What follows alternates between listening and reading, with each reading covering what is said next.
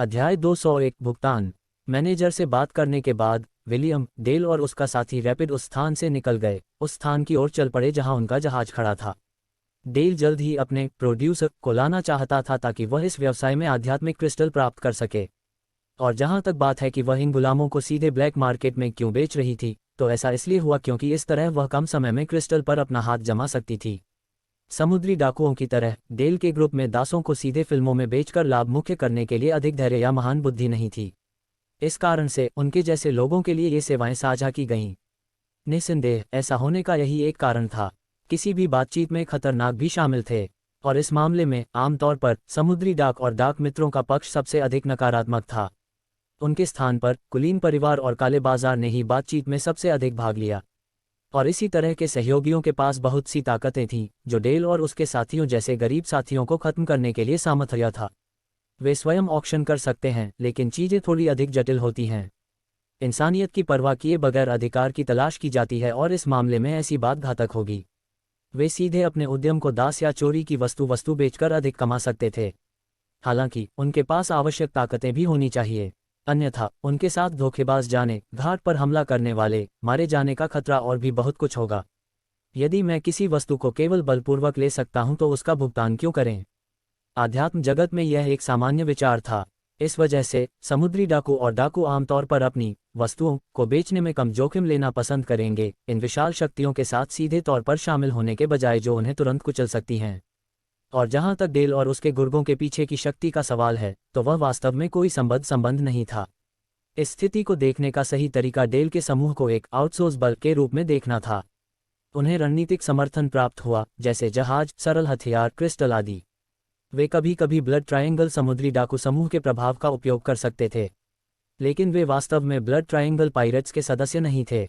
ये संगठन डेल जैसे निचले स्तर के लोगों के जीवन की कभी चिंता नहीं करेगा या उनके मरने पर बदला भी नहीं लेगा। वे सिर्फ डेल जैसे व्यक्तियों को एक मौका दे रहे थे क्योंकि उन्हें अपने लिए एक विशिष्ट वस्तु की खोज के लिए मध्य महाद्वीप के उत्तरी भाग से लोगों की आवश्यकता थी। और बस इतना ही था। डेल और अन्य समुद्री डाकू इस उपलब्धि का दावा करते हुए उस संगठन की योजनाओं में शतरंज के मोहरे होने पर गर्व कर सकते थे, लेकिन ऐसा कोई रास्ता नहीं था जिससे वे आगे बढ़ सकें। निस्संदेह उनके लिए साधना के 5वें चरण के नीले प्रतिभाशाली लोग, ब्लड ट्रायंगल पायरेट्स जैसी शक्ति का शतरंज का मोहरा होना उनके लिए पहले से ही आश्चर्यजनक था। उदाहरण देखें कि किंगडम ऑफ द वेव्स के अनाम शहर में उस आदमी की तरह अन्य डाकुओं द्वारा उनका सम्मान कैसे किया जाता था। लेकिन फिर भी डेल और उसके साथियों को पता था कि वे इसे ज्यादा नहीं कर सकते। वे डाकुओं और साधारण मूल के व्यक्तियों के साथ उस महान समुद्री डाकू समूह के प्रभाव का उपयोग कर सकते थे।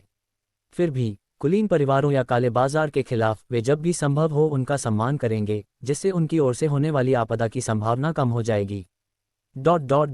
और इस तरह समय तेजी से बीत गया। सूरज उगाया था और आकाश में गिर गया था, जिससे दिन के उजाले से लेकर रात के अंधेरे तक की जगह मिल गई थी। हदिया के हलचल भरे शहर में धीरे धीरे रात होने पर सड़कों पर होने वाली सामान्य हलचल खत्म हो गई थी। इस समय डेल के जहाज पर मौजूद सभी 400 से अधिक बंदियों को पहले ही हदिया शहर के ब्लैक मार्केट के एक गोदाम में स्थानांतरित कर दिया गया था, जहां उनका धीरे धीरे मूल्यांकन किया जाने लगा। कुलीन वर्ग की सेवा करने वाली संस्था के रूप में ब्लैक मार्केट दोषपूर्ण दासों को नहीं बेचेगा, इन व्यक्तियों के बारे में थोड़ी सी भी जानकारी जाने बिना भी नहीं, जैसे उम्र, साधना स्तर और जाहिर तौर पर उनकी प्रतिभा की जांच करना। आखिरकार कुछ मजाकिया समुद्री डाकुओं ने पहले भी उन्हें धोखा देने की कोशिश की थी, ये सोचकर कि ऐसी चीज पर किसी का ध्यान नहीं जाएगा। और इसमें ज्यादा समय नहीं लगा और सूरज उगने से पहले ही बंदियों का समूह पहले ही ब्लैक मार्केट के प्राथमिक मूल्यांकन को पास कर चुका था। जैसा कि डेल ने पहले कहा था, 414 बंदी थे, जिनमें से 13 के पास काली प्रतिभा थी और बाकी के पास नीली प्रतिभा थी। डेल में ब्लैक मार्केट को धोखा देने की हिम्मत नहीं थी, इसलिए उसने बिना किसी चालाकी के जानकारी दे दी थी। जहां तक अन्य विशेषताओं का सवाल है, अधिकांश बंदी साधना के 3रे चरण में थे, कुछ 4थे चरण में थे और केवल वे 13 अश्वेत प्रतिभाशाली व्यक्ति 5वें चरण में थे, आध्यात्मिक जनरल। जहां तक उम्र का सवाल है, ये सबसे कम उम्र के व्यक्ति, जिसकी उम्र 18 वर्ष है, से लेकर सबसे बड़े व्यक्ति, जो 412 वर्ष का था, तक था। वैसे भी इस जांच के समाप्त होने के बाद बंदियों को अधिक आरामदायक स्थानों पर रखा गया, जहां वे अपने कुछ मूल स्वरूप को पुनः प्राप्त कर सकते थे, जिससे वे उन रईसों के लिए अधिक आकर्षक हो गए जो उन्हें कुछ दिनों में द्विसाप्ताहिक नीलामी में खरीद लेते थे। उन्हें दिन में एक बार खाने, अधिक बार पानी पीने और यहां तक कि दिन का उजाला देखने का भी अधिकार होगा। एक कुलीन परिवार का गुलाम बनने के तूफान से पहले यह उनके लिए एक मामूली सुधार था। समुद्री डाकुओं और व्यवसायियों के विपरीत कुलीन परिवारों के सदस्यों ने उन्हें अलग तरह से देखा। जबकि डेल और विलियम जैसे लोग बाबरा जैसे बंदियों को एक ऐसी वस्तु के रूप में देखते थे जो आध्यात्मिक क्रिस्टल उत्पन्न कर सकती थी, जिसे बेचने से पहले टूटा न जाना बेहतर था। रईस अधिक निर्णायक रूप से कार्य कर सकते थे। यदि उन्होंने इनमें से किसी एक गुलाम को मार डाला तो यह कोई बड़ी बात नहीं थी। वे बस एक और खरीद सकते थे। यदि कोई वस्तु उन्हें पसंद नहीं आई तो उन्होंने उसे नष्ट कर दिया। ... समय बीतता गया और हादिया शहर में एक और सुबह शुरू हो गई। इस समय तक डेल और उसके 3 साथी पहले से ही ब्लैक मार्केट के एक कमरे में बैठे थे, जहां वे सौदे के लिए भुगतान का बेसब्री से इंतजार कर रहे थे। जिस स्थान पर वे थे वह किसी भी दृष्टि से अतिशयोक्तिपूर्ण नहीं था, क्योंकि यह वह स्थान था जहां अधिकतर समुद्री डाकू आते थे, लेकिन इसकी अपनी गुणवत्ता थी। कमरे के बीच में एक चमड़े का सोफा था, कुछ ही दूरी पर एक मेज पर कुछ कुर्सियां और कुछ सजावटी फर्नीचर था। इसके अलावा एकमात्र चीज जिसने ध्यान खींचा वह दीवारों पर बनी पेंटिंग थी, जिनमें आध्यात्मिक दुनिया में गुलामी को चित्रित करने वाली कुछ छवियां थीं। ये जानना संभव नहीं था कि ये पेंटिंग्स वास्तव में इस भयावह प्रथा के लिए क्षमा याचना थी या नहीं। फिर भी ब्लैक मार्केट ने उन्हें वास्तविक पदक के रूप में इस्तेमाल किया। तभी अचानक उस कमरे का दरवाज़ा अचानक खुला जब एक अधेड़ उम्र का और बहुत अच्छे कपड़े पहने हुए एक आदमी कमरे में दाखिल हुआ। वह मुस्कुरा रहा था जैसे कि वह अच्छी तरह से जाग गया हो, और ज़्यादा समय नहीं था जब उसने तुरंत इन समुद्री डाकुओं में से प्रत्येक का अभिवादन किया। मिस्टर डेल, हमेशा की तरह आप ईमानदार हैं। हाँ, लेकिन मजाक नहीं। ऐसा लगता है कि इस बार आपने अच्छा परिणाम पाया है। हो, विलियम ने तीनों साथियों की ओर संतोषपूर्वक मुस्कुराते हुए कहा। हे लॉर्ड विलियम, इस बार हम भाग्यशाली रहे। विनम्र मत बनो। इतने सारे काले प्रतिभाशाली व्यक्तियों को एक साथ बिकते हुए देखना आसान नहीं है। लेकिन चलो तारीफों को एक तरफ रख दें। हमने नीली प्रतिभा वाले 401 व्यक्तियों की गिनती की। उनमें से अधिकांश 100 वर्ष से कम उम्र के हैं। बाकी में से काली प्रतिभा वाले 13 व्यक्तियों में से केवल 3 200 वर्ष से अधिक उम्र के थे, जबकि अन्य बहुत युवा हैं, 100 वर्ष से कम अधिकतर। इसके साथ हम 401 ब्लू टैलेंट कैप्टिव्स के लिए 504, 859 निम्न श्रेणी के क्रिस्टल और ब्लैक टैलेंट वाले लोगों के लिए 89,566 क्रिस्टल की राशि का भुगतान करेंगे। एक बड़े सौदे के लिए बोनस के रूप में हम मूल्य को 600,000 के निचले स्तर तक बढ़ा देंगे। Great crystal. ये सुनकर तीनों साथी इतनी मात्रा में क्रिस्टल हाथ लगने की आशा से एक दूसरे की ओर देखकर मुस्कुराए। इस तरह के राजस्व के साथ वे अगले 2 वर्षों के लिए डेल समूह के समुद्री डाकू संचालन के लिए भुगतान कर सकते हैं। वे कुछ सप्ताह के आराम के साथ साथ चालक दल के लिए विभिन्न संसाधन भी खरीद सकते थे। ब्लैक मार्केट की ओर से इन व्यक्तियों की नीलामी से ये संगठन इस राशि का 10 गुना तक कमा सकता था, इसलिए विलियम इस तरह की बातचीत से खुश थे। और जल्दी से विलियम ने उन तीनों को अलविदा कहने से पहले संबंधित क्रिस्टल से भरा एक बैग डेल को सौंप दिया और ब्लैक मार्केट बिल्डिंग के उस हिस्से में अपना व्यवसाय करने के लिए वापस चला गया। इस बीच तीनों सहयोगियों ने जल्दी से क्रिस्टल को विभाजित कर दिया और अपने अधीनस्थों के साथ अपने मामलों को निपटाने के लिए उस ओर चले गए जहां उनका जहाज बंधा हुआ था।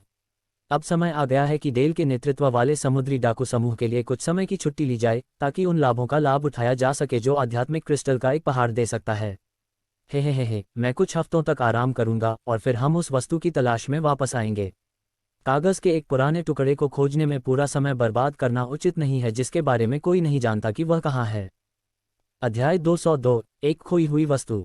बैंडियों को ब्लैक मार्केट में बेचने के बाद डेल उन लोगों की यादों को पीछे छोड़कर अभिनंदन किया गया था। हाथ में इतने सारे आध्यात्मिक क्रिस्टल के साथ उनके ग्रुप में कुछ घटिया के लिए छुट्टियों का आनंद ले सकते हैं, पार्टी कर सकते हैं, शराब पी सकते हैं और हदिया शहर में कहीं मौज मस्ती कर सकते हैं। आखिरकार उन्हें केवल ब्लड ट्रायंगल पायरेट से आवश्यक आर्थिक सहायता प्राप्त हुई। ऐसा कुछ नहीं था जिससे उनके जीवन में गुणात्मक सुधार हो सके, कम से कम तब नहीं जब उन्हें वह वस्तु नहीं मिली जो कि प्रोडक्ट्स ऑर्गेनाइजेशन को तलाश थी। यदि ऐसा किया गया है तो उन्हें भारी पोषक तत्व प्राप्त होंगे जो उनमें से प्रत्येक का भाग्य भी बदल सकते हैं। सदाबहार साम्राज्य के समुद्री डाकू समूह द्वारा दिया गया अवसर पानी से शराब में बदला गया था। यदि वे सफल होते हैं तो उनके स्नातक में आध्यात्म सम्राट का पद भी उनके लिए प्रभावशाली नहीं होता है।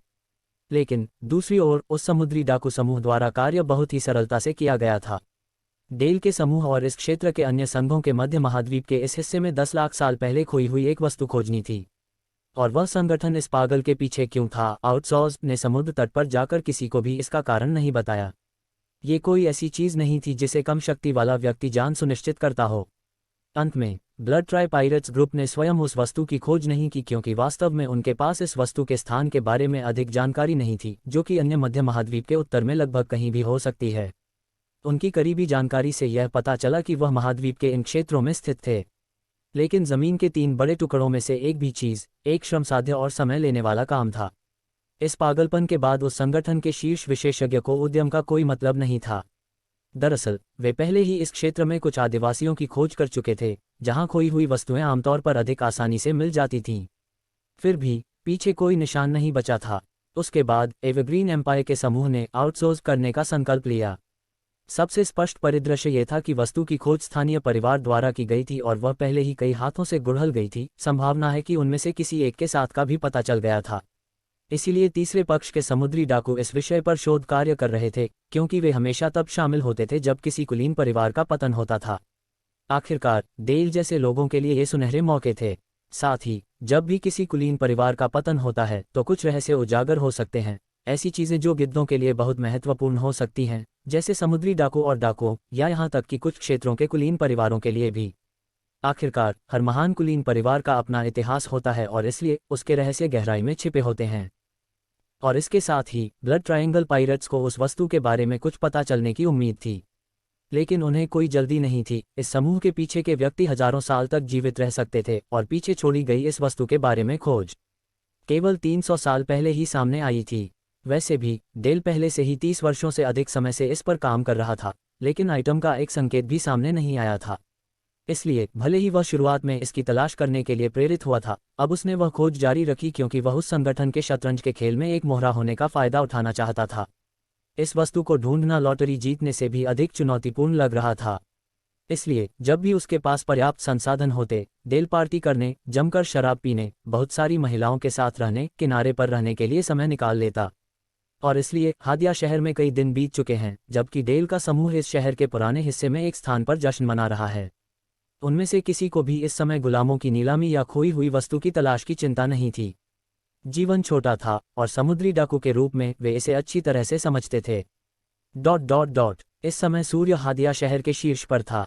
इस शहर की सड़कों पर गर्मी और हलचल थी, जहां से महान प्रतीकों वाली कई गाड़ियां गुजरती देखी जा सकती थीं। शहर लगभग उत्सव के मूड में था, सामान्य से अधिक हलचल थी, जैसे कि यह किसी उत्सव की मेजबानी करने वाला हो। हालांकि यह कोई त्योहार नहीं था जो इस बदलाव का कारण बन रहा था, बल्कि ब्लैक मार्केट की पाक्षिक नीलामी की निकटता थी। भले ही यह एक ऐसी घटना थी जो बार बार घटती थी, फिर भी इसमें इस शहर की संपूर्ण गतिशीलता को बदलने की शक्ति थी। संसाधनों, साथ ही दास श्रम और यहाँ तक कि असामान्य जानकारी और वस्तुओं की हमेशा अच्छी आपूर्ति होती थी।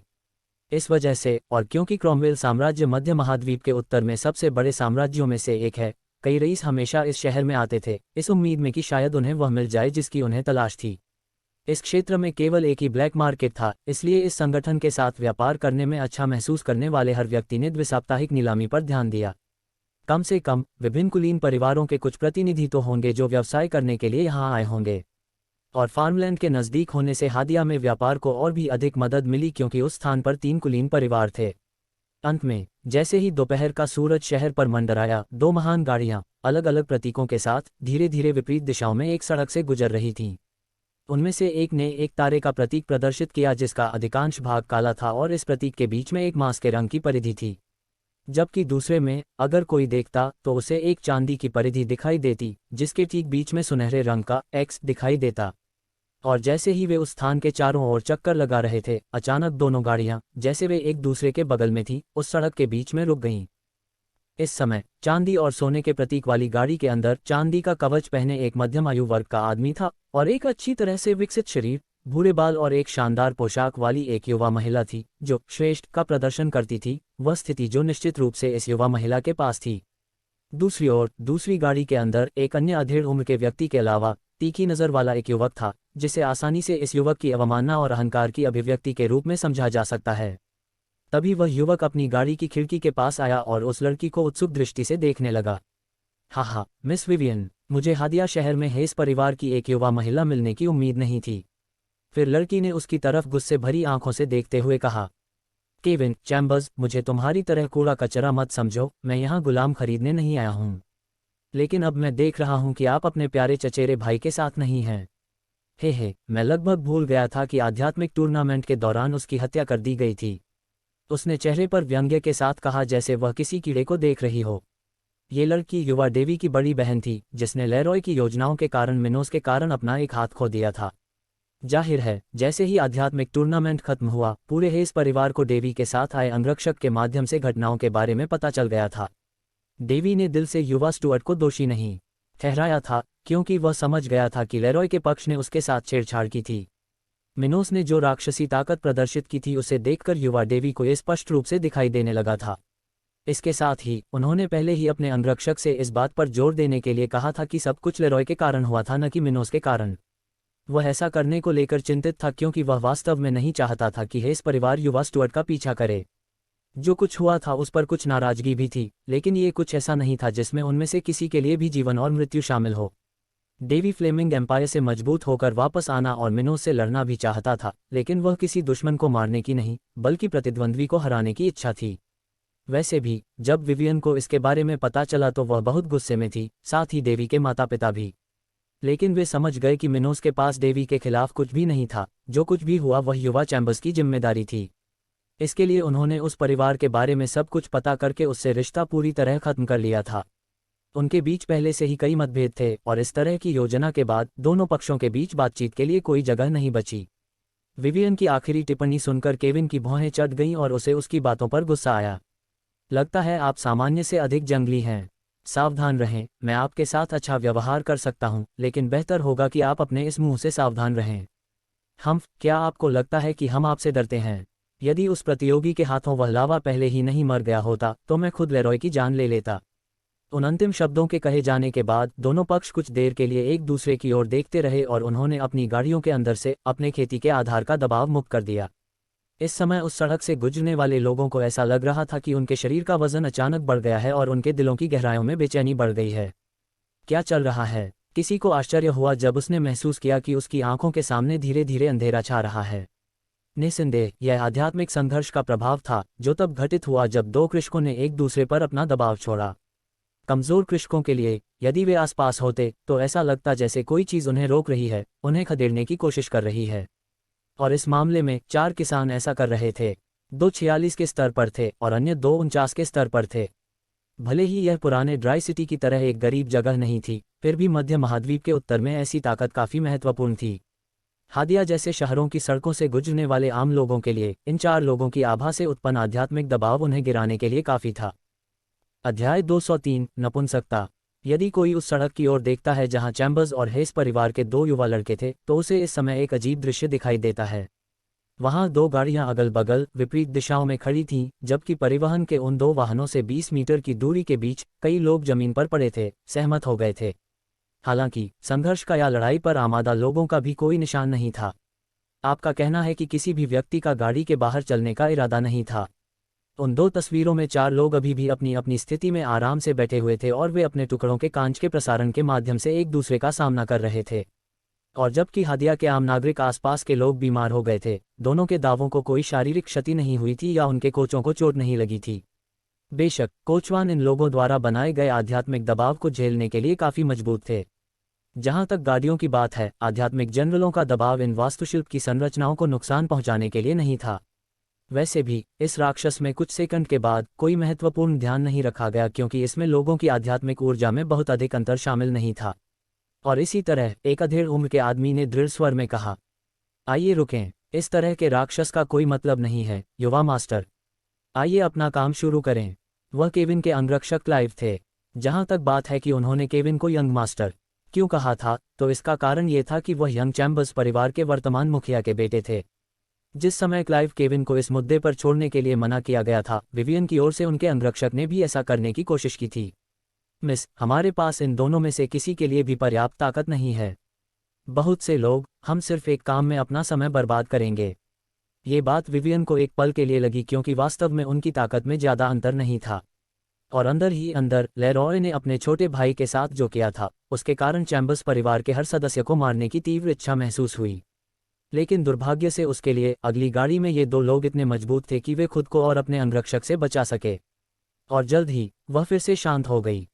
वह गुस्सल व्यक्ति नहीं था, लेकिन चैम्बर्स परिवार की प्रतिकृति ने पहली बार इसकी स्थापना की थी, और केविन इस स्थान पर देखने के बाद विवियन का खून गर्म हो गया था। कुछ सेकंड बाद वह कोचमैन की तरफ मुड़ी और बोली, आइए अपनी यात्रा जारी रखें। फिर उसने एक पल के लिए आह भरी और फिर जारी रखी, हाँ, लेकिन मुझे इस शहर जैसी गंदी जगह पर आना पसंद नहीं है।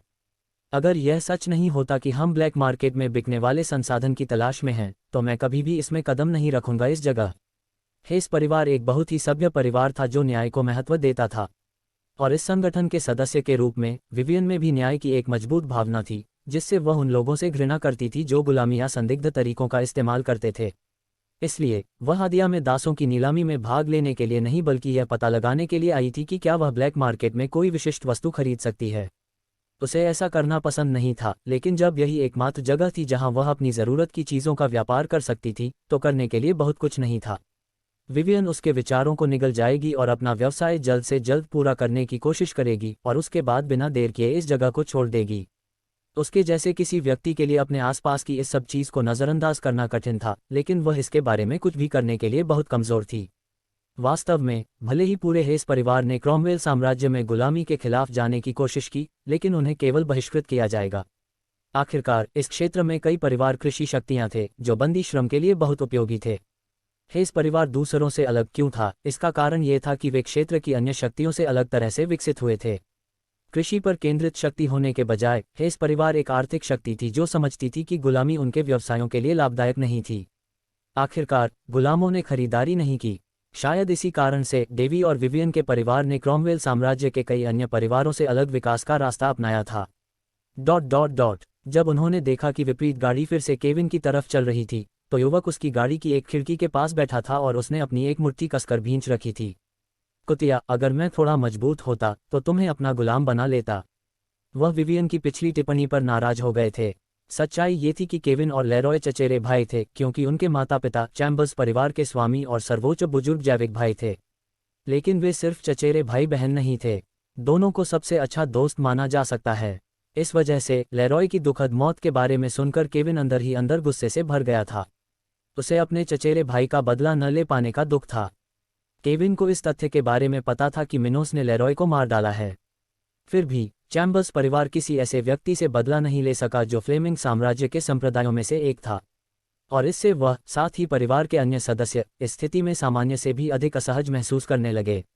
आखिरकार चैम्बर्स परिवार एक अहंकारी प्रभुत्वशाली शक्ति थी जिसने हजारों लोगों को गुलाम बना रखा था। इसलिए उनके लिए इस हीनता की भावना को महसूस करना और भी अधिक चुनौतीपूर्ण था। चलो चलें, द्विसाप्ताहिक नीलामी कुछ घंटों में शुरू होगी। देखें कि क्या आज नीलाम होने वाले लॉट के बारे में कोई जानकारी है। इसके बाद केविन ने विषय छोड़ दिया और अपने लक्ष्य के बारे में बात करना जारी रखा, जो आज उन्हें हादिया के पास ले आया। इस बार केविन चैम्बर्स परिवार के प्रतिनिधि थे जिन्हें द्विसाप्ताहिक नीलामी में भाग लेने के लिए भेजा गया था, या यूं कहें कि उन्होंने यहां आकर ये भूमिका निभाने का फैसला कर लिया था। चैम्बर्स परिवार के मुखिया के इकलौते बेटे के रूप में केविन तैयारी शुरू करना चाहते थे कि वह आध्यात्मिक राजा कब बनेंगे। वह केवल परिवार के स्वामी का पुत्र बनने के बजाय परिवार के भीतर महान कार्य और प्रभाव रखना चाहता था। इसके साथ केविन को कुछ दशकों में चैम्बर्स परिवार का अगला मुखिया बनने की उम्मीद थी, और ऐसा होने के लिए वह परिवार के भीतर अपने द्वारा पोषित अधीनस्थों के साथ अपनी ताकत बनाना चाहते थे। आखिरकार ऐसा इसलिए नहीं था क्योंकि वह वर्तमान कुलपति का पुत्र था कि वह अंतिम उत्तराधिकारी होगा, और चैम्बर्स परिवार के एक अच्छे सदस्य के रूप में केविन को लगा कि प्रतिभाशाली दासों का उपयोग करना खुद को मजबूत करने का सबसे अच्छा तरीका है। उनके पास दोहरी खेती तकनीक थी जिसमें वे अपने साथी की खेती का इस्तेमाल अपनी खेती बढ़ाने के लिए करते थे। इसके साथ उसे एक उपयुक्त दास मिलने की आशा थी जिसके पास काली प्रतिभा हो, जो सापेक्ष आसानी से आध्यात्मिक राजा चरण तक विकसित हो सके ताकि वह उसे कड़ाही के रूप में उपयोग कर सके। लेकिन केवल इतना ही नहीं, बल्कि केविन मानव प्रजनन के लिए कुछ गुलाम भी रखना चाहते थे। आखिरकार भले ही इन बच्चों को आध्यात्मिक राजा के स्तर तक पहुंचने में दशकों लग जाएं, यह इसके लायक होगा। केविन का अपना अंगरक्षक इस प्रणाली का एक उत्पाद था जो चैम्बर्स परिवार में 2 दासों का बेटा था। उसे केविन के पिता ने एक नौकर के रूप में पाला था, जैसे कि वह इस परिवार के मालिक का कमीना बेटा हो। और जाहिर है क्लाइव को अपनी उत्पत्ति के बारे में सच्चाई नहीं पता थी। जहां तक वह जानता था वह चैम्बर्स परिवार के मुखिया का कमीना था। ये प्रणाली काम कर गई क्योंकि वहां क्लाइव जैसे बहुत से लोग नहीं थे। आखिरकार अश्वेत प्रतिभा वाले बच्चे पैदा करने में कई कठिनाइयां थीं। ऐसा होने में सदियां लग सकती हैं यदि जोड़े को पहले गर्भवती होने की कृपा न मिली हो। यही मुख्य कारण था कि आध्यात्मिक राजाओं के अधिक बच्चे नहीं थे, भले ही इस क्षेत्र में उनमें से अधिकांश का जीवन कुछ शताब्दियों का था। और उसके कारण क्लाइव जैसे पीड़ितों को उनके साथ जो हुआ उसके पीछे की योजना का पता लगाने में कठिनाई होगी। वे जानते थे कि चैम्बर्स परिवार के पास ये तरीके थे, लेकिन उन्हें इस तरह से सिखाया गया था कि उन्हें विश्वास हो गया कि उनके मामले में यह अलग था। आखिरकार एक बच्चे के साथ छेड़छाड़ करना मुश्किल नहीं था। वैसे भी केविन जैसे किसी व्यक्ति को साधना के छठे चरण में प्रत्येक सफलता हासिल करने में दशकों लग सकते हैं। इसके साथ ही उस प्रणाली द्वारा उत्पन्न बच्चों जैसे काली प्रतिभा वाले अधीनस्थों का होना वास्तव में उनके जैसे लोगों के लिए बहुत आकर्षक था। मान लीजिए कि केविन की खेती के स्तर और चैम्बर्स परिवार के इन अधीनस्थों को दिए गए संसाधनों को देखते हुए उसे अभी एक नवजात शिशु मिल सकता है। इस मामले में वह इस व्यक्ति को 50 के स्तर पर ला सकता था जब वह 54 के स्तर के आसपास था। और स्तर 54 के किसी व्यक्ति के लिए मध्य महाद्वीप के उत्तर में स्तर 50 का नौकर रखना वास्तव में रोमांचक था। और इन सब के लिए केविन ने अपने परिवार के दूत के रूप में कार्यभार संभालते हुए इस द्विसाप्ताहिक नीलामी के लिए हादिया शहर में आने का फैसला किया था। ... उसके बाद समय बीतता गया और पलक झपकते ही रात हो गई। दासों की नीलामी का समय आ गया था। अध्याय 204 नीलामी की शुरुआत। हादिया शहर में दिन के उजाले ने पहले ही रात का अंधेरा दूर कर दिया था, लेकिन फिर भी इस समय शहर में हलचल थी, विशेष रूप से शहर के पुराने हिस्सों के एक विशेष हिस्से में। उस स्थान पर 6 मंजिलों वाली एक बड़ी इमारत थी जो किसी युद्ध क्षेत्र के अग्रभाग जैसी दिखती थी। कई रोशनियां संरचना की साझीदार दीवारों को अलग अलग रंग में रोशन कर रही थीं, जहां से वहां वाले किसी भी व्यक्ति को बड़प्पन का एहसास हो रहा था। हादिया में ब्लैक मार्केट के अलग लुक के अलावा इस समय कई लोग इस जगह के आसपास थे। वास्तविकता पर विभिन्न पृष्ठभूमि के लोग मौजूद थे। एक ही समय में इमारत के एक तरफ एक महत्वपूर्ण रेखा थी और दूसरी तरफ एक लाल काल था, जहां समय समय पर अच्छे कमरे में बने मेहमान अपने निजी कमरों में आते थे। मानक में वे लोग थे जो निरीक्षण करने आए थे और कम मूल्य की एक या दूसरी वस्तु प्राप्त करने का प्रयास कर रहे थे, जबकि दूसरे प्रवेश द्वार पर कुलीन और प्रमुख परिवारों के प्रतिनिधि गुजर रहे थे जो लोग बड़े सौदे करने के थे के लिए यहाँ आए थे। कुछ असंबद्ध व्यापार और किसान प्रयोगशालाओं की नीलामी के लिए नहीं, बल्कि इस घटना के बाद जो हुआ वह यहाँ आया था। ब्लैक मार्केट ने न केवल अपनी द्विसाप्ताहिक नीलामी में दास अवेलेंज की भूमिका निभाई। आखिरकार बाजार में दासों की संख्या में कोई कमी नहीं थी और उनके लिए इस पूरे समारोह का आयोजन करना पर्याप्त नहीं था। निस्संदेह दास अकादमी अभी भी इन आयोजनों का मुख्य बिंदु था और इसी प्रकार यह नाम दिया गया है। हालांकि एक बार दासों की नीलामी हो जाने के बाद आमतौर पर नीलामी में कुछ वस्तुएं सामने आईं, जैसे कि आध्यात्मिक हथियार, अनोखी सरियां, औषधियां और अन्य सामान जो मध्य महाद्वीप के उत्तर में कुलीन परिवारों से समुद्री डाकुओं द्वारा चुराए गए थे। जहां तक इन वस्तुओं में रईसों की रुचि का सवाल है, आमतौर पर यह बहुत अधिक नहीं था, जिससे आम जनता को कुछ वस्तुओं की कमी का अवसर मिलता था। हालांकि कभी कभी जब भी कुलीन परिवारों की महत्वपूर्ण वस्तुएं यहां दिखाई देती हैं, तो कुलीन लोग बिना समय गंवाए इन वस्तुओं को अपने अपने परिवार में ले जाते थे। आखिरकार महान कुलीन परिवारों के पास हमेशा क्षेत्रीय मानकों के अनुसार महत्वपूर्ण मूल्य की कुछ वस्तुएं होती थीं। इसके साथ जब समुद्री डाकुओं या डाकुओं के एक समूह ने एक कुलीन परिवार के मुख्यालय को लूट लिया, जिसे दूसरों ने उखाड़ फेंका, तो हमेशा कुछ वस्तुएं, सूचनाएं ब्लैक मार्केट जैसी जगहों पर पहुंचती थीं, जहां अन्य शक्तियां इन चीजों को प्राप्त करने के लिए संघर्ष करती थीं। वैसे भी जैसे ही लोग ब्लैक मार्केट की इमारत के सामने एकत्र हुए, सक्रिय रूप से बात कर रहे थे, एक काले तारे के प्रतीक के साथ एक गाड़ी इस आकृति के बीच में त्वचा के रंग की परिधि के साथ लाल कालीन के पास रुकी, जो वहां दूसरे स्थान पर थी। प्रवेश जाहिर है ये चैम्बर्स परिवार के युवा मीटर केविन चैम्बर्स की गाड़ी थी। जैसे ही वह अपने परिवहन से बाहर निकला, केविन के चेहरे पर आत्मविश्वास के भाव थे। उसने चांदी का वस्त्र पहना था और सिर पर काली टोपी लगा रखी थी। उनके बगल में अंगरक्षक क्लाइव था, जिसने पहले जैसा ही कवच पहना हुआ था। उसके चेहरे पर एक उदासीन भाव था। इस समय केविन जैसी परिस्थिति में ज्यादा खतरे नहीं थे, लेकिन एक अंगरक्षक के रूप में क्लाइव को हर समय नजर रखनी थी। इसलिए इस आदमी को जल्द ही होने वाली घटना की परवाह नहीं थी, क्योंकि इससे उसे कोई फर्क नहीं पड़ेगा। परिस्थितियों की परवाह किए बिना उसका काम युवा केविन की सुरक्षा करना जारी रहेगा। और दोनों को ब्लैक मार्केट की इमारत के अंदर जाने में देर नहीं लगी, जो अब तक लगभग भर चुकी थी। ... इमारत के अंदर जिस हिस्से में नीलामी होने वाली थी, वहां एक बड़ा ग्रैंड स्टैंड था जो उस जगह की पहली 4 मंजिलों पर कब्जा कर लिया था, आखिरी 2 मंजिलों को छोड़कर, जहां इस जगह के वीआईपी कमरे थे। इस जगह के ब्लीचर्स में लगभग 8000 लोगों के बैठने की जगह थी, जबकि उस इमारत के शीर्ष 2 मंजिलों पर 20 वीआईपी कमरे आवंटित किए गए थे। ब्लीचर्स और वीआईपी कमरों के विपरीत दिशा में 1000 वर्ग मीटर से अधिक क्षेत्रफल वाला एक मंच था, जहां नीलामी के उत्पाद प्रदर्शित किए जाते थे। और इस समय स्टैंड की लगभग सभी सीटें पहले ही ले ली गई थीं। उसी समय अधिकांश वीआईपी कमरों में पहले से ही रईसों को उचित रूप से आवंटित किया गया था, जो नीलामी शुरू होने का बेसब्री से इंतजार कर रहे थे। वैसे भी छठी मंजिल पर एक कमरे में, जिसमें 20 लोगों के लिए पर्याप्त जगह थी और बहुत ऊंचे स्तर पर सजाया गया था, 2 लोग थे। उस वीआईपी कमरे के अंदर एक सोफे पर एक युवती बैठी थी, जबकि उस स्थान की बालकनी के किनारे एक अधेड़ उम्र का आदमी खड़ा था। युवती के बाल भूरे थे और उसने इस समय हरे रंग की पोशाक पहनी हुई थी, जो एक शानदार और परिष्कृत रूप दे रही थी जो उसे देखने वाले किसी भी व्यक्ति का ध्यान आकर्षित करेगी। फिर उसने बालकनी की तरफ देखा और सोचा, मैंने नहीं सोचा था कि इतने सारे लोग ऐसी जगह पर आएंगे। और वास्तव में ब्लैक मार्केट मध्य महाद्वीप के उत्तर में, विशेष रूप से क्रॉमवेल साम्राज्य में एक वायरल संगठन था। कई विशेषताएं जिन्हें सामान्य दुकानों में ढूंढना बहुत मुश्किल हो सकता है, उन्हें यहाँ देखा जा सकता है। किसी को केवल बड़ी मात्रा में क्रिस्टल की आवश्यकता थी क्योंकि ब्लैक मार्केट द्वारा ली जाने वाली कीमतें वास्तव में नमकीन थीं। लेकिन कुल मिलाकर यह इसके लायक था। उदाहरण के लिए, आध्यात्मिक पौधों के बीज जो आमतौर पर बड़े परिवारों के पास होते थे, ब्लैक मार्केट की इस शाखा जैसी जगहों पर मिलना असंभव नहीं था। कुछ तस्करी होना कोई असामान्य बात नहीं थी। आखिरकार बड़े परिवारों के अधिकांश अधीनस्थ साधारण पृष्ठभूमि वाले, बहुत कम वेतन वाले थे, जो अपने गले में रस्सी डालकर रहते थे। कभी कभी इसमें शामिल लोग बेईमान भी नहीं होते थे।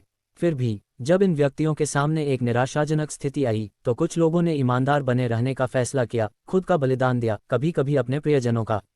इस तरह की चीज़ों के कारण आध्यात्मिक बीजों की तस्करी अस्तित्व में थी, जिससे हादिया शहर में ब्लैक मार्केट जैसी जगहों पर इन वस्तुओं को बेचना संभव हो गया।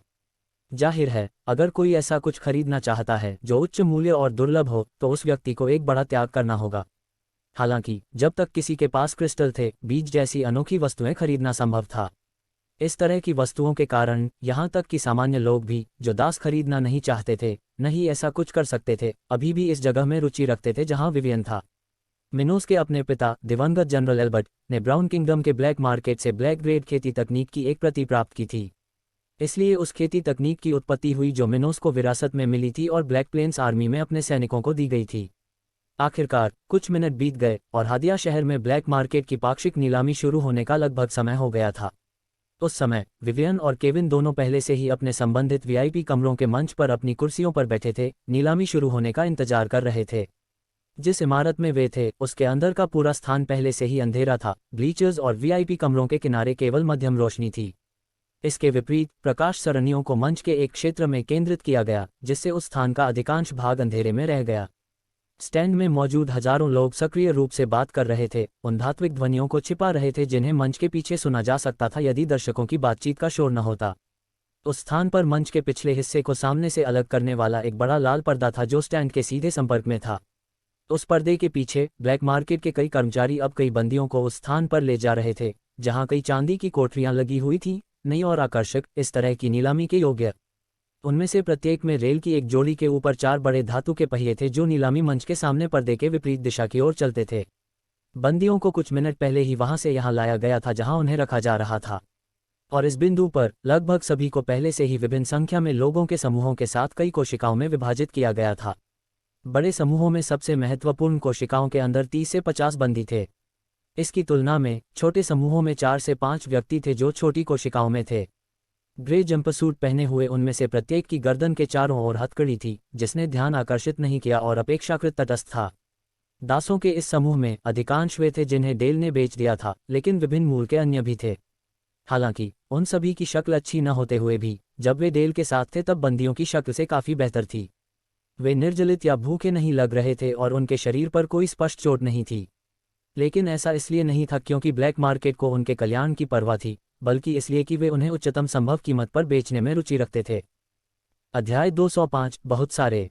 जबकि हादिया के ब्लैक मार्केट भवन में मौजूद दर्शकों का फिल्मांकन शुरू होने का इंतजार किया जा रहा था, मंच के पीछे सभी बैंदियों को पहले ही अपना स्थान दर्ज कर दिया गया था। उस स्थान पर लगभग 600 बंदी बंधे हुए थे, उन कोठरियों के भीतर जो उसी स्थान की ओर जाने वाली रेलों के शीर्ष पर थीं, स्मारक के विपरीत दिशा में। और सबसे छोटे नाखून में से एक में, जो लगभग 4 वर्ग मीटर की थी, 5 लोग बेकार थे। वहां 3 पुरुष और 2 महिलाएं थीं जो आंशिक रूप से युवा दिख रही थीं, एक पुरुष के जो पहले से ही बोल्टमैन के रूप में लग रहे थे। निस्संदेह ये देखते हुए कि वे सभी पहले से ही साधना के 5वें चरण में थे, यह कोई आश्चर्य की बात नहीं होगी यदि वे हर पहले से ही 100 वर्ष से अधिक पुराने हो जाते, क्योंकि एक आध्यात्मिक जनरल की जीवन प्रत्याशा 850 वर्ष है। किसी भी स्थिति में पांचों ने बाकी बंदरियों की तरह एक ही प्रकार के कपड़े पहने हुए थे, जबकि वे प्रत्येक सेल के किनारे झुक रहे थे और अशंकित रूप से चारों ओर देख रहे थे। उस समूह से निश्चित रूप से जॉय और बाबरा की पत्नी भी वहां थी, जिन लोगों से उन्होंने पिछली अवधि में संपर्क किया था। उनके अलावा 2 लोग ऐसे थे जो कि रैनाइन पीटर हाल ही में मिले थे, क्योंकि वे डेल के ऑर्गेनाइजेशन के बजाय उस क्षेत्र के ठगों के शिकार थे जहां से वे आए थे। उस युवा के छोटे बाल थे और उसकी खोपड़ी भी अच्छी थी। स्तर 43, स्पष्टतः काली प्रतिभा थी और उसका नाम मिल्टन था।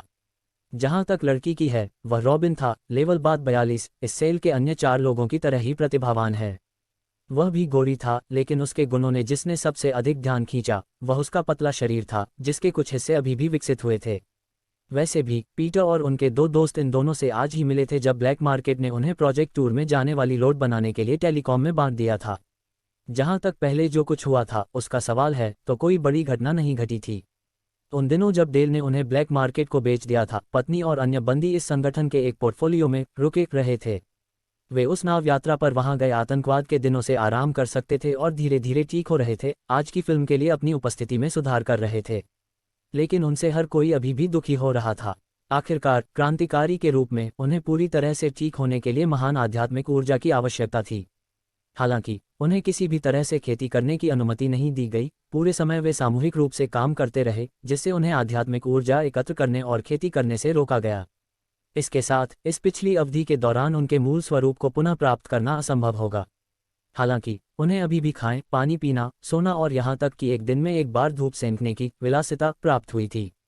उन्हें डेल के समुद्री डाकुओं के हाथों में कभी कभार होने वाली सलाह भी नहीं दी गई, जो उनकी हर उपस्थिति को बेहतर बनाने के लिए एक आवश्यक कारक भी था। वैसे भी उन्हें उस स्थान पर शामिल होने में कुछ समय ही बीता था कि पांचों ने एक दूसरे को अपना परिचय देते हुए मध्यम आवाज में बात करना शुरू कर दिया। आप कहाँ से आए हैं? बाबरा ने अधिक भावना न दिखाते हुए पूछा। छोटी बॉडी वाली लड़की ने फिर दिया उदास आंखों से जवाब। मैं स्टोन आइलैंड से आता हूँ। जब मैं उस स्थान से थांगों के एक समूह में पहुंचा तो मैं अकेला यात्रा कर रहा था। उसके बाद मुझे लगता है कि आपने पहले से ही कल्पना की होगी कि क्या हुआ था। इसके बाद युवा ने फिर रॉबिन की तरह ही काम किया। मेरे मामले में मैं सुझाव से हूँ, क्रॉमवेल साम्राज्य से। मैंने उन लोगों को नाराज करना शुरू कर दिया जो मैं नहीं कर सकता था, इसलिए उस महान व्यक्ति द्वारा मुझे एक समुद्री डाकू का पता चला, जिसके बाद मैं यहाँ पहुंचा। दोनों की बात सुनने के बाद पीटर, बाबरा और जॉय ने भी अपनी उत्पत्ति के बारे में बात की और बताया कि वे इस स्थिति में कैसे पहुंचे। वे कुछ देर तक बातें करते रहे और इंतजार करते रहे कि आगे क्या होगा। ... फिल्म की विपरीत दिशा में हजारों लोग पहले से ही अपनी फिल्म शुरू करने के लिए और अधिक उत्सुकता से सक्रिय थे, बात कर रहे थे। हालांकि हवा में घंटे की आवाज गूंजने में ज्यादातर समय नहीं लगा था। अचानक एक लंबा, मजबूत आदमी जिसने पूरा काला सूट पहना था, मंच के पीछे से आया, खुद को उस स्थान पर स्थापित कर रहा था जो कि सरानियों द्वारा किया गया था, रोशन किया जा रहा था। फिर वह मुस्कुराया और भीड़ पर दाएं से बाएं नजरें कुरेचे, अंत्येष्टि लक्ष्यों की ओर तेज नजरें। जैसे ही उन्होंने देखा, वे सभी लोग जो एक सेकंड पहले सक्रिय रूप से बोल रहे थे, उन्होंने अपनी आवाज बंद कर दी और मंच पर आए इस आदमी पर ध्यान देने लगे।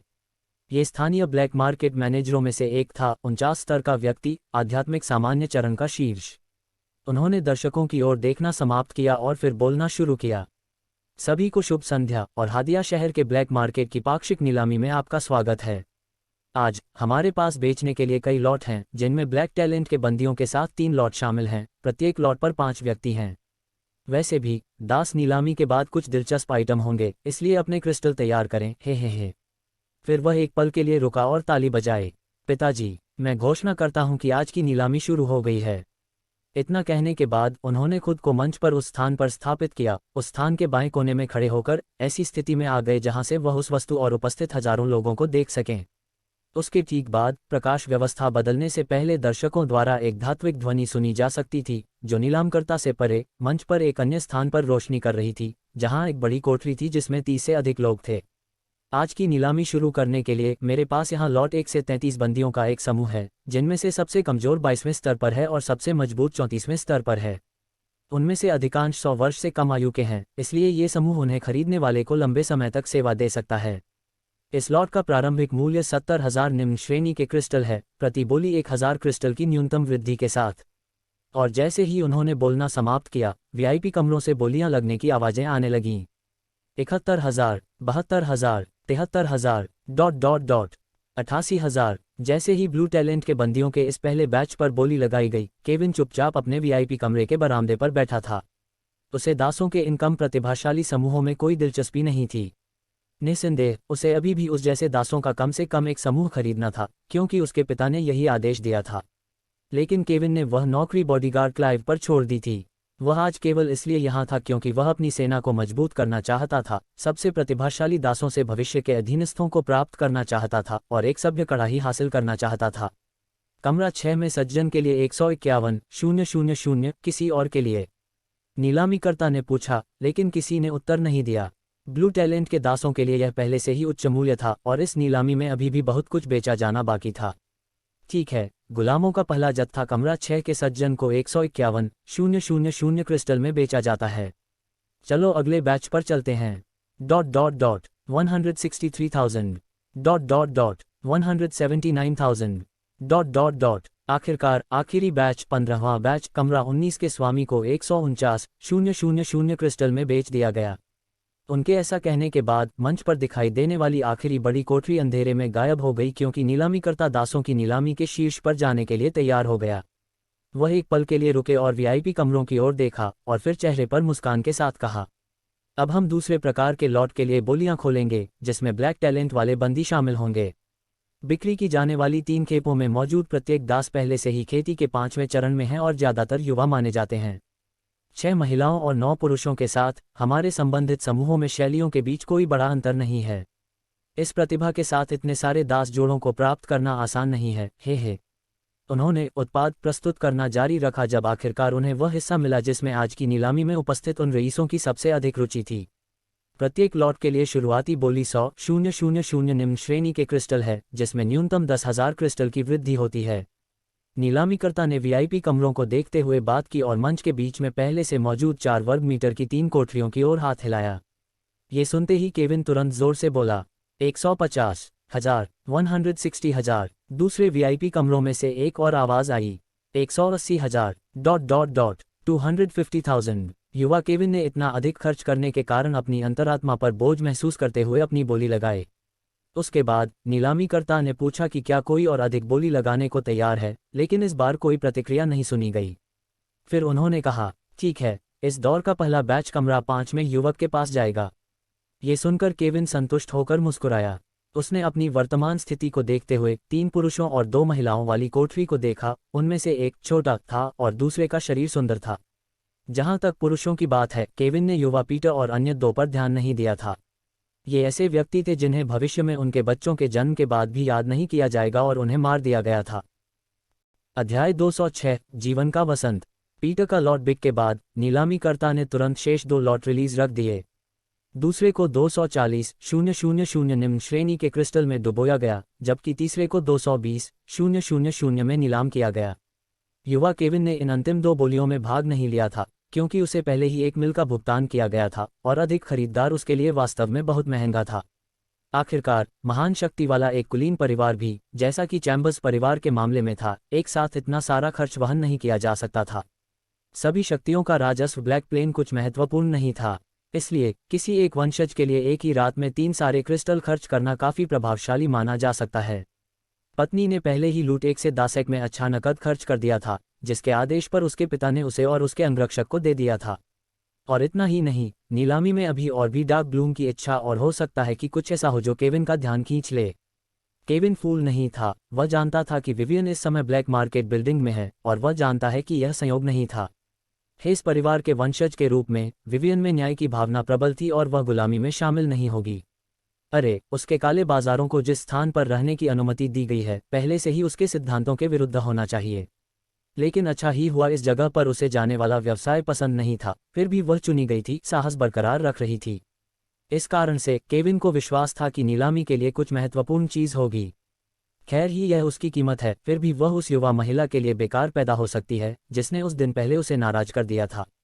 वैसे भी आखिरी बॉल प्लांट जाने के कुछ मिनट बाद मंच पर अंधेरा कर दिया गया था, जबकि पॉडकास्टरों ने वहां से कोठारियां हटा दी थीं और नए व्याख्यान को शुरू कर दिया था। क्रोमोजोम की दुनिया थी। और फिर उस छोटे से ब्रेक के बीच चल रही बहस के बीच रोशनी वापस आ गई। उस समय उस स्थान पर जहां रोशनी गई थी, एक पुतली पर छाती और कंधे का कवच देखा जा सकता था। ये लाल था, ऐसा अनोखा हो रहा था कि यह किसी धातु मिश्र धातु से बना है, जबकि अगर इसे करीब से देखा जाए तो राहत मिल सकती है। लेकिन ये कवच कुछ नया नहीं लग रहा था। इसकी सतह पर कुछ ज्वालामुखी है। लेकिन इसकी उम्मीद की जानी थी।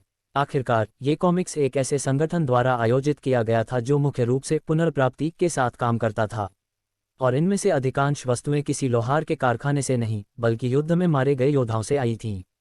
उस समय जब दर्शक अपनी बातचीत के बाद शांत हो गए तो नीलामीकर्ता ने 2 बार ताली बजाए। ठीक है, नीलामी के इस दूसरे भाग में पहली वस्तु के रूप में हमारे पास ग्रेड 2 निम्न स्तरीय आध्यात्मिक कवच है। यह ऐसा कवच है जो कुछ लड़ाई के निशान होने के बावजूद बिल्कुल सही स्थिति में है और इसे पहनने वाले को 46 के स्तर तक सुरक्षित रूप से खेती करने वालों से बचाव करने के लिए पर्याप्त सुरक्षा प्रदान कर सकता है। इसके साथ इस कवच के लिए शुरुआती बोली 400 मध्यम श्रेणी के क्रिस्टल है, जिसमें समान रैंक के 20 क्रिस्टल की न्यूनतम वृद्धि होती है। और जैसे ही नीलामीकर्ता ने बात खत्म की, उस वस्तु के लिए बोलियां शुरू हो गईं। बहुत से लोग उस वस्तु को खरीदने की कोशिश करने के लिए आने लगे। 480, 500, 520, ... 680। कुछ समय बाद वह कवच अंततः क्रॉमवेल साम्राज्य के कुलीन परिवारों के प्रतिनिधियों में से एक को 680 मध्यम श्रेणी के क्रिस्टल में बेच दिया गया। लेकिन न तो युवा केविन और न ही विवियन ने उस कवच को खरीदने की कोशिश की थी। इसलिए नहीं कि वे ऐसा नहीं चाहते थे, बल्कि इसलिए कि व्यक्तिगत रूप से उनके पास उतने मध्यम श्रेणी के क्रिस्टल नहीं थे। उन युवाओं के लिए जो अभी भी आध्यात्मिक सामान्य चरण में थे, इतने सारे मध्यम श्रेणी के क्रिस्टल के साथ घूमना मुश्किल था। हालांकि ये युवा महान कुलीन परिवारों के कुलपतियों की संतान थे, फिर भी वे इसके बारे में कुछ नहीं कर सके। मध्य महाद्वीप के उत्तर में उच्च आध्यात्मिक सघनता वाला कोई क्षेत्र नहीं था, बस कुछ ही मध्यम सांद्रता वाले थे। इस प्रकार के क्रिस्टल का उत्पादन अधिक नहीं था, पूरे क्षेत्र में केवल कुछ मिलियन की सीमा में था। इसके विपरीत कई आध्यात्मिक राजाओं को हथियार, गोलियां, सरणियां इत्यादि जैसी ग्रेड 2 वस्तुओं की खेती और खरीदने के लिए इन संसाधनों की आवश्यकता थी। नतीजतन ऐसे युवा लोगों के लिए बहुत अधिक मध्यम श्रेणी के क्रिस्टल नहीं बचे थे, जो खेती के छठे चरण तक भी नहीं पहुंचे थे, जैसा कि इन दोनों के मामले में था जो यहां इस नीलामी में भाग ले रहे थे। निम्न श्रेणी के क्रिस्टलों में भी उनकी मात्रा बराबर थी। फिर भी जो लोग ग्रेड 2 वस्तुएं बेचते थे वे आमतौर पर निम्न श्रेणी के क्रिस्टल में भुगतान स्वीकार नहीं करते थे। इसलिए विवियन और केविन केवल इस स्थिति को स्वीकार कर सकते थे क्योंकि वे इतने भाग्यशाली नहीं थे कि उनके पास बोली लगाने के लिए पर्याप्त मध्यम श्रेणी के क्रिस्टल थे। जिस व्यक्ति ने इसे खरीदा था वह फार्मलैंड क्षेत्र के एक कुलीन परिवार का प्रतिनिधि था, कोई ऐसा व्यक्ति जो खेती के चरण 6 में न होने के बावजूद कई वर्षों से मध्यम श्रेणी के क्रिस्टल एकत्र कर रहा था। ... समय बीतता गया और कुछ और वस्तुओं की नीलामी हो चुकी थी। उस कवच के बाद लोहारों द्वारा निर्मित अन्य आध्यात्मिक वस्तुएं सामने आईं, लेकिन वे सभी ग्रेड 1 उच्च स्तरीय वस्तुएं थीं। नीलामी में ग्रेड 2 आध्यात्मिक हथियार पाना आसान नहीं था। आखिरकार इन चीज़ों की ज्यादा आपूर्ति नहीं थी, और जिनके पास ग्रेड 2 की चीज़ें थीं वे आमतौर पर बहुत मजबूत थीं और मुश्किल से ही मारी जाती थीं। पहले का वह कवच उन लोगों के लिए पहले से ही भाग्यशाली माना जा सकता है जिन्हें पहले इसे खरीदने का अवसर मिला था। वैसे भी ग्रेड -1 उच्च स्तरीय सभी वस्तुएं उस स्थान पर स्टैंड में आम लोगों को बेची जाती थीं। उन प्रतिनिधियों और रईसों में से किसी के लिए जो यहाँ ब्लैक मार्केट में थे, इन वस्तुओं पर बोली लगाना दिलचस्प नहीं था। उन सभी के स्थानिक छल्लों में पहले से कम एक ग्रेड 2 निम्न स्तरीय वस्तु थी। आखिरकार ये सभी लोग खेती के 5वें चरण के कम से कम आधे रास्ते पर थे और अब ग्रेड 1 उच्च स्तरीय वस्तुओं का उपयोग जारी नहीं रख सकते थे जिन्हें उनकी अपनी शक्ति से भी नुकसान पहुंचाया जा सकता था। किसी आध्यात्मिक वस्तु की ताकत आमतौर पर उसे बनाने वाले पेशेवर की तुलना में कुछ स्तर अधिक होती है। निस्संदेह इसका संबंध सामग्रियों की गुणवत्ता से भी था। फिर भी यदि किसी विशेषज्ञ के पास एक निश्चित स्तर की महारत नहीं है तो आध्यात्मिक हथियार युद्ध में पर्याप्त मजबूत नहीं होंगे। एक ग्रेड 1 उच्च स्तरीय लोहार ऐसी वस्तुओं का उत्पादन कर सकता है जो लगभग 44 स्तर तक की शक्ति का समर्थन करती हैं। इससे ऊपर वस्तु मजबूत कृषकों के जवाबी हमलों का सामना नहीं करेगी, यहाँ तक कि अपने पहनने वाले के स्वयं के हमलों का भी नहीं। यदि कोई आध्यात्मिक राजा हमला करने के लिए ग्रेड 1 उच्च स्तरीय हथियार का उपयोग करने की कोशिश करता है तो जैसे ही वह अपनी हमले की तकनीक को सक्रिय करता है, हथियार तुरंत टूट जाएगा। और उदाहरण के लिए यदि कोई लेवल 45 कल्टीवेटर ऐसे हथियार को केवल एक झटके में नहीं तोड़ सकता है तो इसके बेकार होने में ज़्यादा समय नहीं लगेगा। जहां तक युवा केविन और विवियन की बात है, इस प्रकार की वस्तु अब उन दोनों के लिए मूल्यवान नहीं थी क्योंकि वे पहले से ही 46 के स्तर पर थे। इतनी ताकत के साथ भले ही वे केवल एक हमले में ग्रेड 1 उच्च स्तरीय हथियार को नष्ट नहीं कर सके, लेकिन ये वस्तुएं उनके द्वारा इस्तेमाल किए जाने पर लगातार क्षतिग्रस्त हुए बिना नहीं टिक सकती थीं। और इतना ही नहीं, बड़े परिवारों के कुलीन सदस्यों के रूप में दोनों के पास पहले से ही कई ग्रेड 1 उच्च स्तरीय वस्तुएं थीं। इसके साथ उन्हें ऐसे संसाधनों के साथ अपने क्रिस्टल खोने की कोई आवश्यकता नहीं थी। ... वैसे भी जब अंतिम वस्तु प्रस्तुत करने का समय आया तो नीलामी लगभग समाप्त हो चुकी थी। उस समय उपस्थित सभी लोग पहले से ही अपनी कुर्सियों पर पूरी शांति से बैठे थे, क्योंकि वे मंच की रोशनी को धीरे धीरे बदलते हुए देख रहे थे। मंच के मध्य में लाल, हरी, सफ़ेद, नीली रोशनी से एक काला बक्सा रोशन हो रहा था जो एक ऊंची मेज के शीर्ष पर था। केवल उस बक्से के लिए जगह थी। इसके बाद नीलामीकर्ता उस वस्तु के पास पहुंचा और अपनी प्रस्तुति देना शुरू करते हुए खुद को उसके पीछे खड़ा कर दिया। देवियों और सज्जनों, अगली वस्तु, या यूं कहें कि आज रात नीलाम हुई आखिरी वस्तु, निश्चित रूप से यहाँ हर किसी का ध्यान आकर्षित करेगी। हे। वास्तव में इसे केवल इसलिए बेचा जा रहा है क्योंकि इसकी शेल्फ लाइफ कम है और हमें ब्लैक मार्केट को अभी इस वस्तु की आवश्यकता नहीं है, अन्यथा हम ऐसी चीज़ कभी नहीं बेचेंगे। फिर उसने डोरी का एक कतरा खींचा, जिससे उस बक्से की 4 दीवारें नष्ट हो गईं, क्योंकि वस्तु धीरे धीरे उन हजारों लोगों के सामने आ गई जो द्विसाप्ताहिक नीलामी के इस संस्करण में आए थे। उस डिब्बे के अंदर जो छिपाया जा रहा था वह एक पारदर्शी घड़े में रखा हुआ पे प्रतीत हो रहा था। वह हरे रंग की चमक रहा था, जबकि हीरे जैसे छोटे बुलबुले उस तरल के विभिन्न बिंदुओं पर एक निलंबन की तरह तैरते हुए प्रतीत हो रहे थे। फिर नीलामीकर्ता ने चेहरे पर उत्सुकता के साथ उस इमारत के 20 वीआईपी कमरों की ओर देखा। ऐसा लग रहा था कि उनमें से प्रत्येक की प्रतिक्रिया देखकर वह लगभग खुश हो गया था। हे, जैसा कि आप देख सकते हैं, ये जीवन का वसंत है, एक रत्न जो केवल एल्वेस द्वीप पर मौजूद है। अध्याय 207, नीलामी का अंत। जीवन का वसंत। इस समय वीआईपी कमरों के अंदर मौजूद सभी लोगों के मुंह सदमे से खुले हुए थे। कुछ तो अपनी सीटों से उठ भी गए थे, जैसे उस बोतल को छुपाने वाले डिब्बे की दीवारें गिर गई थीं। यह एक स्वर्गीय वस्तु थी जो अगर साम्राज्यों में भी बेची जाती तो भी बहुत अधिक मांग में होती। जीवन के वसंत के बारे में कई किंवदंतियों ने इस वस्तु को मध्य महाद्वीप के इस उत्तरी भाग के अधिकांश लोगों के लिए व्यावहारिक रूप से पौराणिक और एक मिथक बना दिया है। और जब वे सभी रईस और प्रमुख परिवारों के प्रतिनिधि वहां खड़े थे, सदमे में खड़े थे, नीलामीकर्ता ने अपनी प्रस्तुति जारी रखी। अगर कोई जीवन के वसंत के प्रभाव को नहीं जानता है तो मैं आपको बताऊंगा। फिर वह उस मेज के पीछे से बाहर आया और अपनी एक भुजा से इशारा करते हुए उस बोतल के साथ, जिसमें वह तरल था, खड़ा हो गया। जीवन का झरना एक तरल है जो केवल और विशेष रूप से एल्वेस द्वीप पर दिखाई देता है। इस वस्तु का सेवन करने वाले व्यक्ति की जीवन शक्ति को पुनर्जीवित करने का चमत्कारी प्रभाव होता है, भले ही व्यक्ति की जीवन शक्ति के नुकसान का कारण हो कुछ भी हो। हमारे पास जो जानकारी है उसके अनुसार भले ही कोई व्यक्ति अपनी अंतिम सांस ले रहा हो, जब तक समस्या केवल जीवन शक्ति से संबंधित है तब तक ये पे इस स्थिति में भी किसी को बचा सकता है। ये चकित हो गया। जो लोग खड़े थे और जो जीवन के वसंत के बारे में नहीं जानते थे वे चकित हो गए। यह एक ऐसी चीज़ थी जिसे किसी की भी मौत के करीब जाने से रोका जा सकता था। बस इतना कहा जाए तो ऐसी बहुत सारी चीज़ें नहीं थीं जो आध्यात्मिक दुनिया में एक साधक की जीवन शक्ति को ठीक कर सकती थी, और ऐसे प्रयास जो किसी व्यक्ति की जीवन शक्ति को कम कर देते हैं असामान्य नहीं थे। यहाँ तक कि आध्यात्मिक तकनीकों के साथ ही आपकी जीवन शक्ति की हानि भी हो सकती है। इस तरह की तकनीकों और कौशलों को बलिदान के रूप में देखा गया था। बदले में कभी कभी जीवन शक्ति या साधना के कुछ हिस्सों के बदले में कोई अपने स्तर से बहुत ऊपर की शक्ति जारी कर सकता है। और इन नेपोलियन के नकारात्मक पक्ष के बावजूद जिन लोगों ने इसका उपयोग किया वे एक विनाशकारी स्थिति से वापस आने की तुलना में अपने जीवन को लेकर अधिक चिंतित थे, और ऐसे समय असामान्य नहीं थे। आखिरकार खेती को एक कठिन यात्रा के रूप में देखा जा सकता है जिसमें बच्चे को भी एक दूसरे से मार दिया जाता है। इस कारण से कुछ ऐसे लोग थे जिनके पास बलिदान की तकनीक नहीं थी, जबकि कुछ ऐसे भी थे जिनके पास कोई विकल्प नहीं था, क्योंकि अकुशल क्षमताएं जन्म के समय तय की जाती थीं। इस प्रकार जीवन के वसंत जैसी वस्तु को बहुत महत्व दिया गया, यहाँ तक कि जीवन शक्ति की कमी से पीड़ित अपने रिश्तेदारों के लिए इस तरल पदार्थ से कुछ करने के प्रयास में कई उच्च स्तरीय लोग एल्वेस द्वीप गए। इसके बाद नीलामी कलाकार ने बातरिलीज रॉक बनाए। जैसा कि मैंने पहले कहा था, यह एक ऐसी वस्तु है जिसकी समाप्ति तिथि है, लेकिन हम आपको बता सकते हैं कि इसमें अभी भी दार्शनिक राजा की जीवन शक्ति को बहाल करने के लिए पर्याप्त शक्तिशाली प्रभाव है। जीवन के वसंत की वैधता एल्वेस द्वीप के बाहर थी। जब कोई इस वस्तु को उस स्थान से हटा देता है तो यह अपनी कार्यक्षमता खोना शुरू कर देती है और आध्यात्मिक पानी के साथ हीरे की तरह दिखने वाले कई छोटे क्रिस्टल में बदल जाती है। ये पूरी प्रक्रिया पूरी होने के बाद बाकी सामान वाष्पित हो गया। हालांकि एल्वेस द्वीप के क्षेत्र में ऐसा नहीं हुआ। मध्य महाद्वीप के उत्तर के ये लोग इसे नहीं जानते थे, लेकिन आध्यात्मिक दुनिया की मुख्य आध्यात्मिक जड़ जीवन के झरने के स्रोत के ठीक नीचे उस स्थान पर स्थित थी। इसके अलावा उस क्षेत्र में उच्च जीवन शक्ति और आध्यात्मिक ऊर्जा के अनुकूल जीवों की मजबूत उपस्थिति थी, जिसने पूरे द्वीप को जीवित प्राणियों के लिए स्वर्ग बना दिया।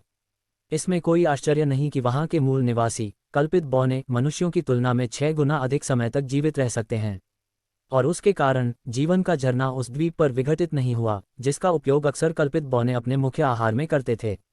हालांकि एल्वेस द्वीप से बाहर निकलने पर वह तरल पदार्थ जो आध्यात्मिक देवताओं की जीवन शक्ति को भी बहाल कर सकता था, धीरे धीरे अपना प्रभाव खो देगा जब तक कि यह मददगार नहीं रह जाएगा।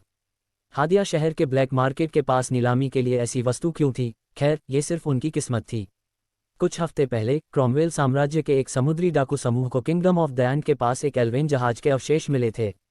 जाहिरा तौर पर एल्वेस द्वीप से जहाज को मध्य महाद्वीप के उत्तरी समुद्र की ओर फेंक दिया गया था, जो आध्यात्मिक दुनिया का सबसे खतरनाक समुद्री क्षेत्र है।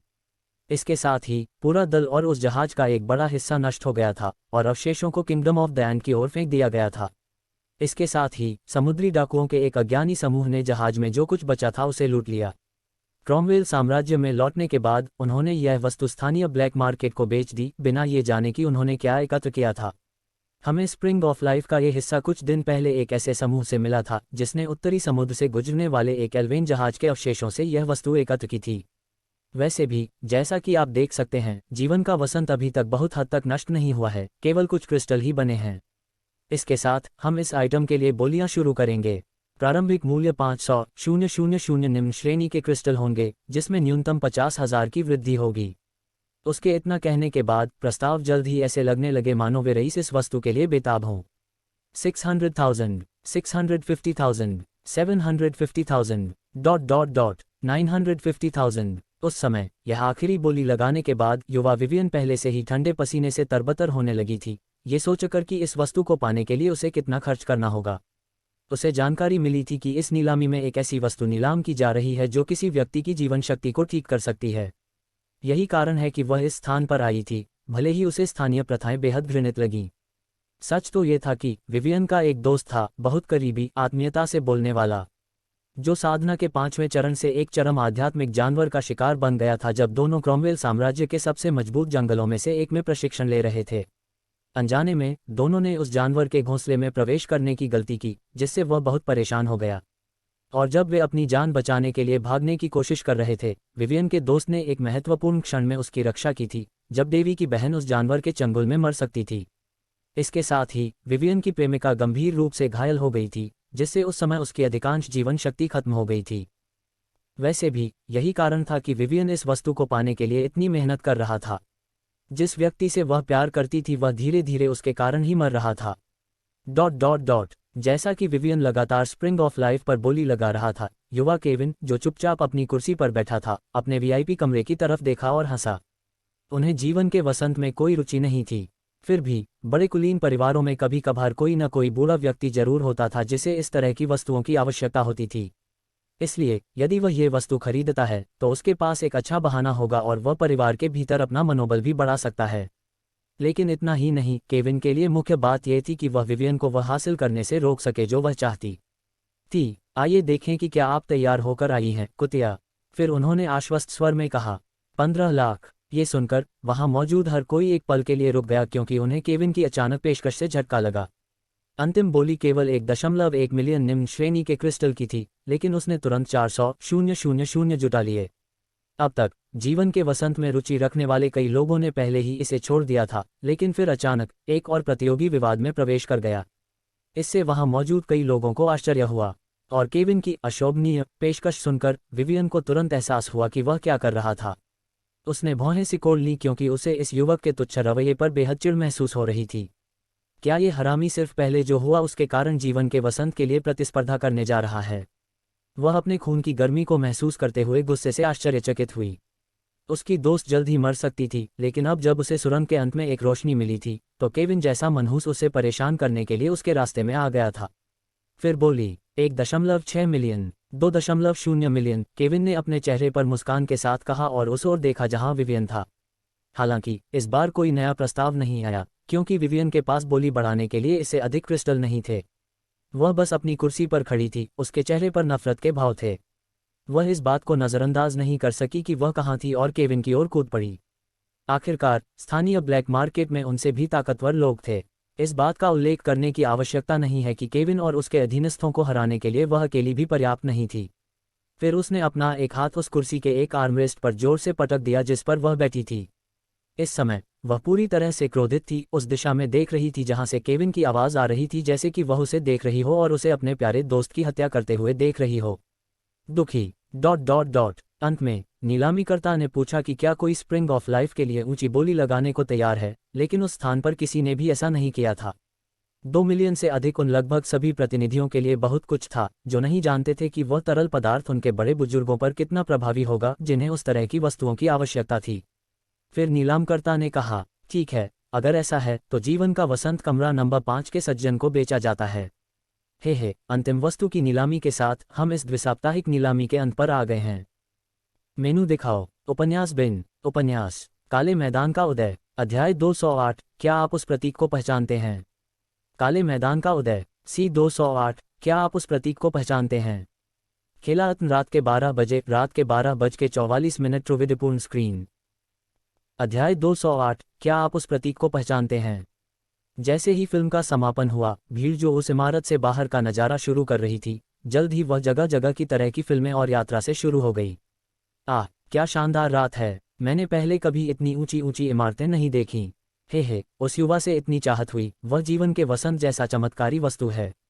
मुझे आश्चर्य है कि इस वस्तु का प्रभाव कैसा होगा। लेकिन वह अमीर है। 2 मिलियन क्रिस्टल बहुत बोली जाती है, यहाँ तक कि हमारे क्षेत्र के महान परिवारों के लिए भी।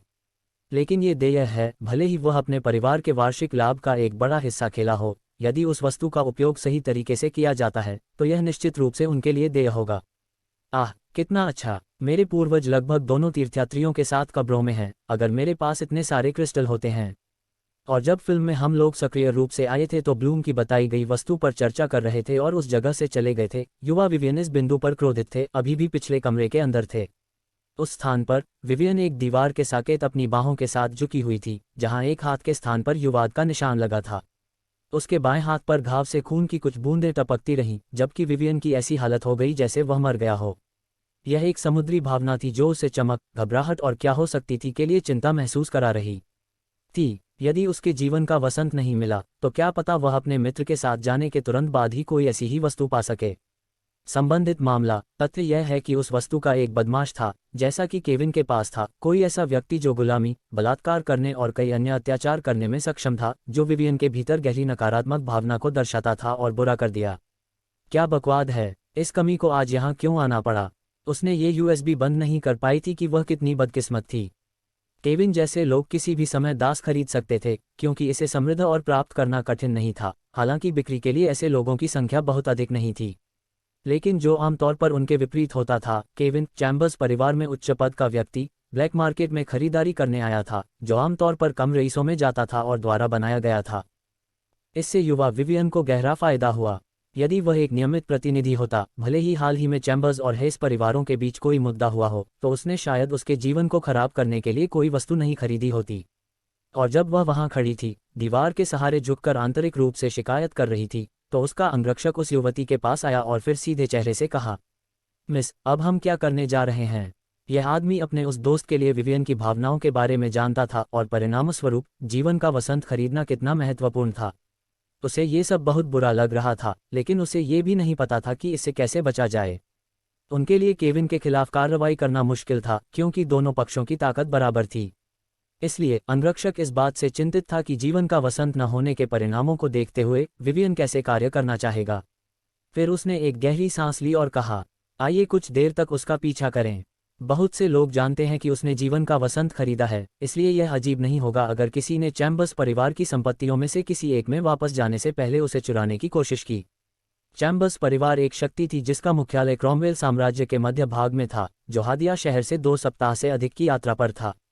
और इस दूरी के कारण युवा केविन के परिवार के पास राज्य के उत्तर पश्चिमी क्षेत्र के पास एक चौकी थी, जो ब्लैक मार्केट में खरीदारी से लौट रहे परिवार के प्रतिनिधियों के लिए रुकने के स्थान के रूप में कार्य करती थी। चैम्बर्स परिवार ब्लैक मार्केट उत्पादों का लगातार उपभोक्ता था, इसलिए वह इस तरह की जगह में निवेश करने में असफल नहीं हो सका। आखिरकार, शक्तियों के लिए अपने क्षेत्रों से परे अन्य स्थानों पर आधार रखना असामान्य बात नहीं थी।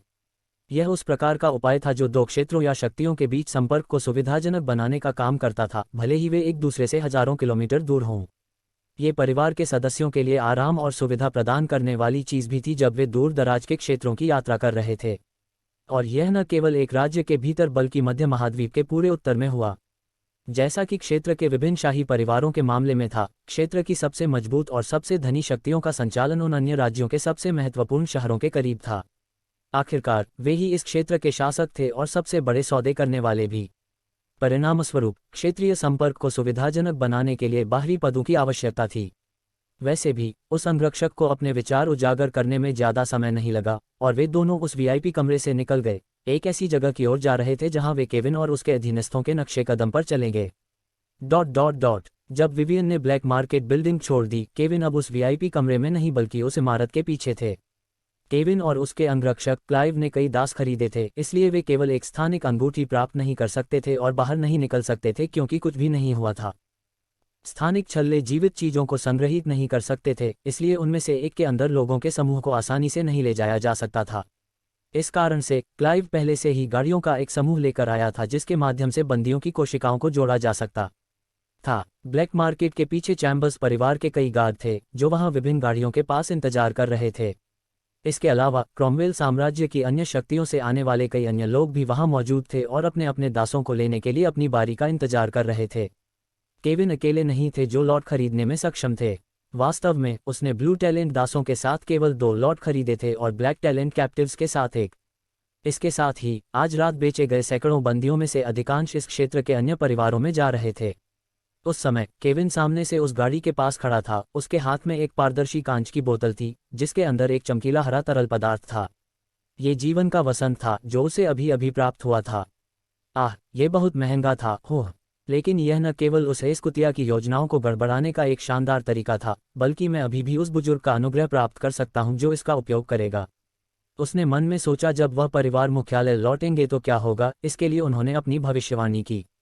जीवन के वसंत के साथ वह निस्संदेह उस व्यक्ति से बहुत सारे अंक प्राप्त करेगा जिसने इसका उपयोग किया था। साथ ही चैम्बर्स परिवार के अन्य बुजुर्गों द्वारा उसे अधिक अनुकूल दृष्टि से देखा जाएगा।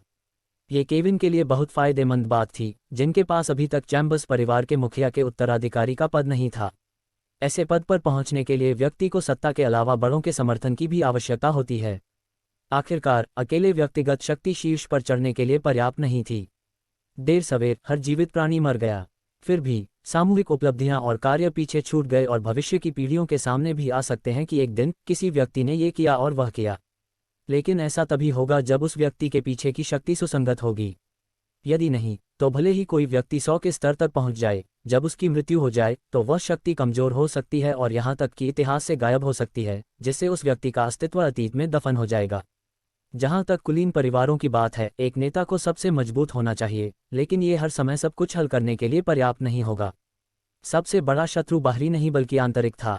इस वजह से एक संगठन को हार्मोनल तरीके से काम करने की आवश्यकता होती है, इस तरह से कि नेता के व्यक्तित्व पर परिवार के अधिकांश अधीनस्थों को भरोसा हो। केवल तभी कोई संगठन समृद्ध हो सकता है और शायद आने वाली पीढ़ियों द्वारा भी याद किया जाएगा। अंत में समय बीत गया और जल्द ही कुछ गाड़ियां जो वहां थीं, कई बंदियों से भरी बड़ी धातु कोशिकाओं को खींचते हुए जाने लगीं। केविन और उनका समूह भी कुछ मिनटों के बाद हादिया सिटी से बाहर निकलने की ओर चले गए। उनके लिए यहां रुकने का कोई कारण नहीं था, इसलिए वह और उनका कारवां सीधे यहां से 500 किलोमीटर दूर इस क्षेत्र में चैम्बर्स परिवार के अड्डे की ओर बढ़ रहे थे। और युवा केविन के पीछे आने वाली गाड़ियों में से एक में लगभग 10 लोग थे। उनमें से पीटर और पहले से आए अन्य 4 व्यक्ति थे। उन सभी ने नीलामी का बाकी समय ब्लैक मार्केट बिल्डिंग के पीछे एक सेल के अंदर बिताया था, क्योंकि वे उस बिजली के परिवहन की प्रतीक्षा कर रहे थे जिसने उन्हें खरीदा था। और जैसे ही वे हादिया शहर की रोशनी वाली सड़कों को पीछे छोड़कर मिट्टी की सड़क पर रात के अंधेरे की ओर जाने लगे, पीटर ने आखिरकार वह सवाल पूछा जो कई बंदियों के मन में था। जॉय, क्या तुम उस गाड़ी पर बने चिन्ह को पहचानते हो जो हमारे सामने जा रही है? वह कोठरी के धातु के फर्श पर बैठकर बात कर रहा था और उस परिवहन की गति के कारण उसका शरीर इधर उधर झूल रहा था। अध्याय 209 डुमास के समूह का आगमन। पत्नी का अचानक सवाल सुनकर वहां मौजूद अन्य दास तुरंत जॉय की दिशा में देखने लगे और इस बात पर ध्यान देने लगे कि वह क्या कहेगा। आखिरकार मिल्टन को खत्म कर दिया गया। उनमें से कोई भी क्रॉमवेल साम्राज्य से नहीं था, इसलिए वे स्थानीय परिवार के बारे में कुछ नहीं जानते थे। जहां तक मिल्टन की बात है, हालांकि वह क्रॉमवेल साम्राज्य से थे, उन्हें नहीं पता कि उन्हें किसने खरीदा था। राज्य का जनसंख्या घनत्व बहुत अधिक था और फिल्मांकन भी लाखों वर्ग किलोमीटर था। इस कारण से भले ही वह इस राज्य के महान परिवार का नाम जानता था, लेकिन उन परिवार के संबंधित प्रतीकों से अलग एक ऐसी बात थी जो वह नहीं जानता था। मिल्टन कोई प्रमुख कुलीन परिवार का सदस्य नहीं था। वह कोई महत्वाकांक्षी व्यक्ति नहीं थे, बल्कि जीवन और शांति को महत्व देने वाले व्यक्ति थे। इसलिए एक बच्चे के रूप में भी उन्होंने एक छोटे परिवार में प्रवेश करने का निर्णय लिया, जहां उन्हें महत्वपूर्ण जोखिम न लेने के लिए कुछ समर्थन मिल सके। लेकिन खैर यह उसके लिए काम नहीं आया। वैसे भी परिवार के एक छोटे सदस्य के रूप में जिसका कोई प्रभाव नहीं था और महत्वपूर्ण घर से कोई लेन देन नहीं था, मिल्टन ने सुनिश्चित किया कि क्रॉमवेल साम्राज्य के अधिकांश परिवार के प्रतीक को कैसे अलग किया जाए। और वह निश्चित रूप से यह नहीं जानता था जो उन्हें ले जाने वाली ग्राफिक्स के आराम पर देखा जा सकता था। उनके इस राज्य के मूल निवासी भी यह जानने के लिए उत्सुक थे कि उन्हें कहाँ ले जाया जा रहा है। और जब सभी बैंडाजियों ने उसकी ओर देखा तो जॉय ने अपनी आंखें बंद कर लीं और अपना सिर हिलाया जैसे कि उसे पछतावा हो रहा हो। हम बहुत बदकिस्मत थे, उसने कर्कश की आवाज में कहा। उसकी बाकी अभी भी बंद हो गई थी। एक बोर्ड व्यक्ति के रूप में जो मध्य महाद्वीप की उत्तर यात्रा पर गया था, जॉय इस क्षेत्र के लगभग हर कुलीन परिवार को जानता था। और वह काले तारे का प्रतीक है जिसके बीच में एक परिवर्तन, त्वचा का रंग, कुछ ऐसा था जिसे वह जानती थी। और इस ब्रांड को जानकर जॉय बिल्कुल खुश नहीं था। वास्तव में वह उस पर विलाप कर रहा था जिसके लिए उसे छोड़ दिया गया था। यह ओल्ड पर्सनल चैम्बर्स परिवार का पता था। ये बिना किसी नैतिक सिद्धांत वाला एक परिवार था जिसने हजारों वर्षों से गुलामी की प्रथा अपनाई थी और अपनी सफलता के लिए हजारों बंदियों को बलिदान के रूप में इस्तेमाल किया था। उन्होंने प्रजनन के लिए उन सबसे प्रतिभाशाली बंदियों का उपयोग किया, अपने सदस्यों की व्यक्तिगत शक्ति को बढ़ाने के लिए दोहरी खेती तकनीकों का उपयोग किया, और जब वे उपयोगी नहीं रहे तो अपने पीड़ितों को मार डाला। कम प्रतिभाशाली दासों के लिए उन्हें मरने तक खेतों में काम करने के लिए छोड़ दिया जाता था। कभी कभी उन्हें यातना दी जाती थी, अपने प्रियजनों को बलात्कार करते हुए देखना, धीरे धीरे लगातार दुर्व्यवहारों से मरना आदि। ये लेरॉय जैसे सदस्यों से भरा परिवार था। उनमें से कई अहंकारी थे, खुद को सर्वश्रेष्ठ मानते थे और हमेशा अपने से कमजोर लोगों के खिलाफ बेतहाशा व्यवहार करते थे। लेकिन दूसरी ओर जब उन्हें शक्तिशाली लोगों का सामना करना पड़ा तो उन्होंने घृणित तरीकों का इस्तेमाल किया, जैसे डेवी में लेरॉय द्वारा इस्तेमाल की गई चालाकी, ब्लैकमेल, हथियारों का उपयोग आदि। और यह सब जानकर जॉय को उन सभी के लिए खेद हुआ। यदि वे क्रॉमवेल साम्राज्य के किसी अन्य कुलीन परिवार में गए होते तो अभी भी उम्मीद थी कि वे इस वास्तविकता से बाहर निकल सकते थे। लेकिन चैम्बर्स परिवार में आज़ादी के बारे में सोचना महज एक भ्रम होगा। फिर उसने धीमी आवाज में कहा ताकि केवल उस कोठरी में बंद कैदी ही सुन सकें। ये चैम्बर्स परिवार का प्रतीक है। ये सुनकर वहां मौजूद आधे लोगों को यह नहीं पता था कि इसका क्या मतलब हो सकता है, क्योंकि उन्हें समझ नहीं आया कि इस परिवार के पास जाना कितना बुरा हो सकता है। हालांकि अन्य आधे लोग ये सुनकर पूरी तरह से निराश हो गए। उनमें से कई लोग भय से पीले पड़ गए। मिल्टन उनमें से एक थे। हो सकता है कि वह उस परिवार के प्रतीक को नहीं जानता हो, लेकिन वह चैम्बर्स की प्रसिद्धि के बारे में जानता था। क्रॉमवेल साम्राज्य में कुछ परिवारों की आम लोगों के बीच कुछ बदनामी थी। उदाहरण के लिए शाही परिवार को मध्य महाद्वीप के उत्तर में 3 सबसे मजबूत लोगों में से एक कहा जाता था, शायद सबसे मजबूत भी। हेस परिवार को राज्य की निष्पक्षता कहा जाता था। वे अपने निस्वार्थ और वीरतापूर्ण कार्यों के लिए जाने जाते थे। लेकिन जहां तक चैम्बर्स की बात है, वे असली शैतान थे। ऐसा कहा जाता था कि यदि आप इतने दुर्भाग्यशाली थे कि इस परिवार के किसी व्यक्ति से मिल सके, तो सबसे अच्छी बात यह होगी कि ध्यान आकर्षित न करने का प्रयास करें, उनकी आंखों में न देखें, न बोलें, न ही अधीनस्थ तरीके से कार्य करें। अन्यथा दुर्भाग्य का सागर आपके बहुत करीब हो सकता है। धिक्कार है, क्या यह उन्हें ही होना था? मिल्टन ने थोड़ा चिढ़कर टिप्पणी की। फिर पीटर ने विचार करते हुए अपना सिर नीचे कर लिया। लेरॉय के व्यक्तित्व को देखते हुए ये परिवार अवश्य ही जटिल होगा। और अपने 2 यात्रा साथियों की प्रतिक्रिया देखकर बाबरा, जो चैम्बर्स परिवार के बारे में कुछ नहीं जानती थी, ने जॉय से पूछा, क्या ये बुरा है? ये हमारे लिए अच्छा नहीं है। यदि आप एक बड़े अस्तित्व में विश्वास करते हैं तो चैम्बर्स परिवार मुख्यालय पहुंचने से पहले कुछ घटित होने के लिए प्रार्थना करें। उसके बाद हम पहले से ही नरक में होंगे। ... जब केविन के समूह की गाड़ियां उस क्षेत्र में चैम्बर्स परिवार के अड्डे की ओर जा रही थीं, तो कुछ समूह कुछ दूरी से उनका पीछा करते हुए हादिया शहर से निकल रहे थे। कम से कम 4 अलग अलग समूह ऐसा कर रहे थे, जबकि विवियन और उसका अंगरक्षक उनमें से एक थे। जैसा कि उसने भविष्यवाणी की थी, क्षेत्र के कुलीन परिवारों के कुछ अन्य प्रतिनिधि केविन द्वारा ले जाई जा रही वस्तु के मूल्य को नजरअंदाज नहीं कर सकते थे और पहले से ही उसका पीछा कर रहे थे। और भले ही उन्होंने अब तक कार्रवाई नहीं की होती, केविन का समूह अभी भी चैम्बर्स परिवार के आधार से कुछ दिन दूर होता, जहां इन लोगों के लिए कार्रवाई करना लगभग असंभव होता। अभी के लिए वे स्प्रिंग ऑफ लाइफ के स्थान को सुरक्षित करने के लिए केविन के निशान का अनुसरण कर रहे थे और कार्रवाई के लिए सही समय का इंतजार कर रहे थे। आखिरकार उनमें से अधिकांश केविन के समूह से कमजोर थे या समान सामान्य शक्ति सीमा में थे। तो इसके साथ भले ही उन्होंने अब हमला किया हो, इसका परिणाम शायद उनके लिए अच्छा नहीं होगा। वैसे भी विवियन के अंगरक्षक ने उसी समय कहा कि उसके चेहरे पर गंभीर भाव थे। मिस, अगर हम कार्रवाई करने जा रहे हैं तो यह उस लड़के के इस क्षेत्र में चैम्बर्स परिवार के अड्डे पर पहुंचने से पहले होना चाहिए। एक आध्यात्मिक राजा उस जगह की रक्षा कर रहा है, इसलिए मुझे डर है कि अगर हम खूब दूर ले चलो। मुझे पता है। जिस समय ये पीछा किया जा रहा था उसी समय जहां केविन यात्रा कर रहा था, वहां से कुछ दर्जन किलोमीटर दूर हादिया शहर की ओर 3 गाड़ियों का एक समूह चल रहा था। घोड़ों की तरह दिखने वाले आध्यात्मिक जानवर उनमें से प्रत्येक गाड़ी को खींच रहे थे, जबकि कुछ लोग अपने चेहरे पर थके हुए भाव के साथ यात्रा कर रहे थे।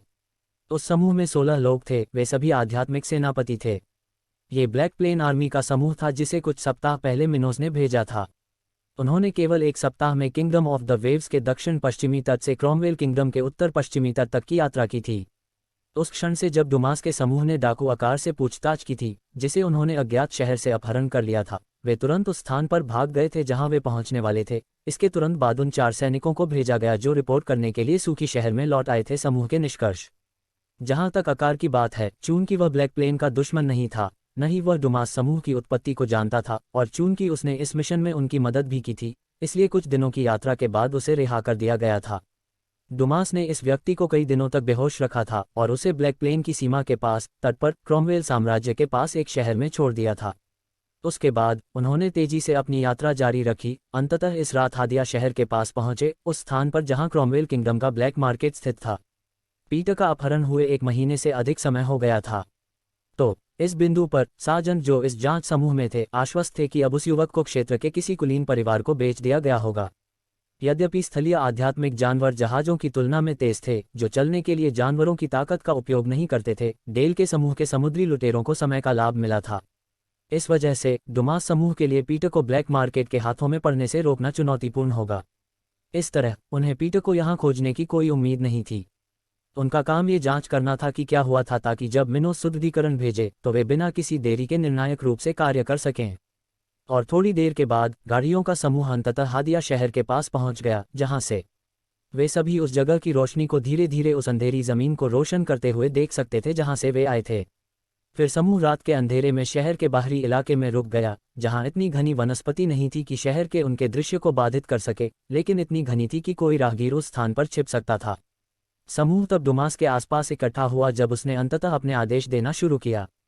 हम शहर में प्रवेश करने के लिए 4 समूहों में विभाजित होने जा रहे हैं, ताकि हम ध्यान आकर्षित न करें। आइए जाने कि सार्जेंट पीटर के साथ क्या हुआ।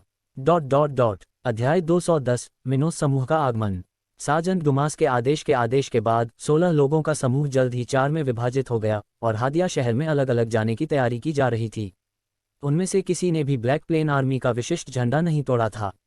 फिर भी यदि वे एक साथ शहर में जाते हैं तो वे अलौकिक ध्यान आकर्षित कर सकते हैं। 16 लोगों के समूह के नगर से आना जाना में आश्चर्य की बात यह थी कि ये सैनिक बिल्कुल भी सामान्य नहीं थे। उनमें से हर एक व्यक्ति जो पहले ही खेती के 5वें चरण तक पहुंच गया था, और ठीक ही उन्हें अभी तक इस क्षेत्र में विशेषज्ञ नहीं माना जा सका था, वे पहले ही रास्ते पर पहुंच गए थे। आध्यात्मिक जनरल आमतौर पर क्षेत्र में कई मूर्तिकारों से एक के सदस्य मौजूद होते थे। 40 के स्तर से ऊपर के लोगों के लिए किसी भी शक्ति के लिए कामना करना आम बात नहीं थी। आखिरकार इन बंधकों के पास ऐसे लोगों के लिए पहले से ही कई सेवाएं मौजूद थीं। खैर ही इस खेती श्रेणी में कई व्यक्तिगत बड़े कुलीन परिवार के सदस्य नहीं थे, वे आमतौर पर छोटे परिवार, भाड़े के गिल्ड, कीमियागर, मित्र स्वामी आदि के सदस्य थे। आध्यात्म जगत में अनेक प्रकार के संगठन थे। कुलीन परिवार वे होते थे जहां पास में नैश परिवार के लिए वाणिज्य जैसे कुछ आवश्यक संस्कार होने के अलावा बहुत सारी शक्तियां होती थीं। इस कारण से कुलीन परिवार आमतौर पर सबसे अधिक बेकार थे। लेकिन कई अन्य संगठन भी थे जो दीक्षा तो आम जनजीवन को प्रभावित कर सकते थे, और वास्तव में मौजूद कई शक्तियों के कारण 40 स्तरों से ऊपर के अधिकांश लोग पहले से ही इन शक्तियों में से एक के साथ शामिल थे। और इसका मतलब समझ आया। जो आध्यात्मिक राजा के चरण के बारे में विस्तार से बताता है, उसके उन्नत श्रेणी के क्रिस्टल के साथ खेती में आगे बढ़ना ही कठिन था। इसलिए सैनिकों को कुछ समर्थन की आवश्यकता थी जो उन्हें क्रिस्टल की आपूर्ति अच्छी तरह से प्रदान करता था, या इससे भी बेहतर, ये सुनिश्चित करता था कि उनके पास स्थिरता क्रिस्टल प्राप्त करने का अवसर हो। और केवल इनमें से किसी एक संगठन में शामिल ही कोई ऐसा कर देगा।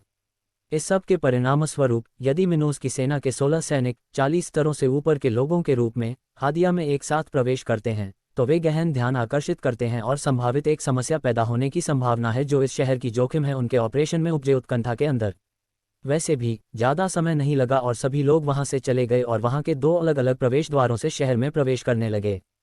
फिलहाल अभी भी रात थी, लेकिन समूह जांच को बाद के लिए नहीं छोड़ सकता था। पीटर का जीवन खतरे में था और जितना अधिक समय लगेगा उतनी ही कम संभावना होगी कि युवक ब्लैक प्लेन में वापस आएगा। जल्दी ही 2 दिन बीत गए और इस अवधि में क्रॉमवेल साम्राज्य के इस उत्तर पश्चिमी क्षेत्र के हादिया शहर में बहुत सी चीजें घट चुकी थीं। पिछले कुछ दिनों में युवा केविन अभी भी हादिया से कुछ 100 किलोमीटर दूर चैम्बर्स परिवार के अड्डे पर नहीं पहुंचे हैं। लेकिन समस्या न तो दूरी थी और न ही केविन के समूह की गाड़ियों को धकेलने वाले आध्यात्मिक जानवरों की शक्ति। नहीं, समस्या ये थी कि उन्हें लगातार कृषकों के विभिन्न समूहों के खिलाफ लड़ना पड़ता था। प्रारंभ में 4 समूह केविन का पीछा कर रहे थे, लेकिन एक दिन से अधिक समय के बाद अन्य 6 अलग अलग समूह पीछा करने में शामिल हो गए। उनमें से सभी कुलीन परिवारों से नहीं थे, लेकिन अधिकांश धनी परिवारों, कुछ प्रभाव वाले संगठनों के सदस्य थे। और भले ही उनमें से किसी को भी चैम्बर्स परिवार को नाराज करना पसंद नहीं था, यह उनके लिए एक सुनहरा मौका था। केविन एक ऐसे समूह में था जिसमें कोई आध्यात्मिक राजा नहीं था और वह चैम्बर्स परिवार के निकटतम गढ़ से बहुत दूर था। यदि उनमें से किसी को भी जीवन का वसंत मिल गया तो भले ही उन्हें भागना पड़े या केविन के पीछे उग्र शक्ति का सामना करना पड़े, यह इसके लायक होगा। वस्तुतः प्रत्येक संगठन में 1 या 2 मरणासन बूढ़े लोग थे जिन्हें ऐसी वस्तुओं की आवश्यकता थी जो खोई हुई जीवन शक्ति को वापस ला सकें। और ऐसे आंकड़े अपनी अपनी शक्तियों के लिए महत्वपूर्ण थे क्योंकि उनके पास बहुत अधिक शक्ति और प्रभाव था। इसलिए इस अनूठे अवसर को देखते हुए इन लोगों ने इसकी परवाह नहीं की कि चैम्बर्स परिवार इसके बारे में क्या सोचेगा और केविन द्वारा खरीदी गई वस्तु को चुराने की कोशिश में भाग गए थे। वैसे भी इस खोज के कारण केविन के समूह को कुछ चक्कर लगाने पड़े, जिससे इस क्षेत्र में चैम्बर्स परिवार के अड्डे तक यात्रा का समय बढ़ गया। ऐसा नहीं था कि उन्होंने सोचा था कि बेस से बाहर अधिक समय बिताना सुरक्षित होगा।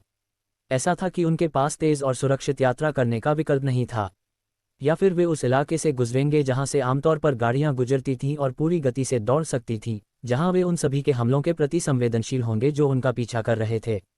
या फिर उन्हें जंगलों, ऊबड़ खाबड़ इलाकों और कई आध्यात्मिक जानवरों की मौजूदगी वाले स्थानों से होकर यात्रा करनी होगी जहां वे अपनी भेद्यता को कम कर सकते हैं। और केविन का निर्णय स्पष्ट था। अहंकारी होते हुए भी वह मूर्ख नहीं था। वह एक ही बार में इन सभी पीछा करने वालों का सामना नहीं करेगा। उबड़ खाबड़ इलाके और खतरे पर जाने से पीछा करने वालों की गति धीमी हो जाएगी, साथ ही उसके समूह पर हमला करने का इरादा भी धीमा हो जाएगा। वहां आध्यात्मिक जानवर भी थे, जिससे वे लोग हमला करने से और अधिक डरने लगे। ऐसा इसलिए है क्योंकि उन पर किसी भी समय हमला किया जा सकता है, और ये दिलचस्प नहीं होगा अगर ऐसा तब हुआ जब वे एक दूसरे से लड़ रहे हों और ऊर्जा खत्म कर रहे हों।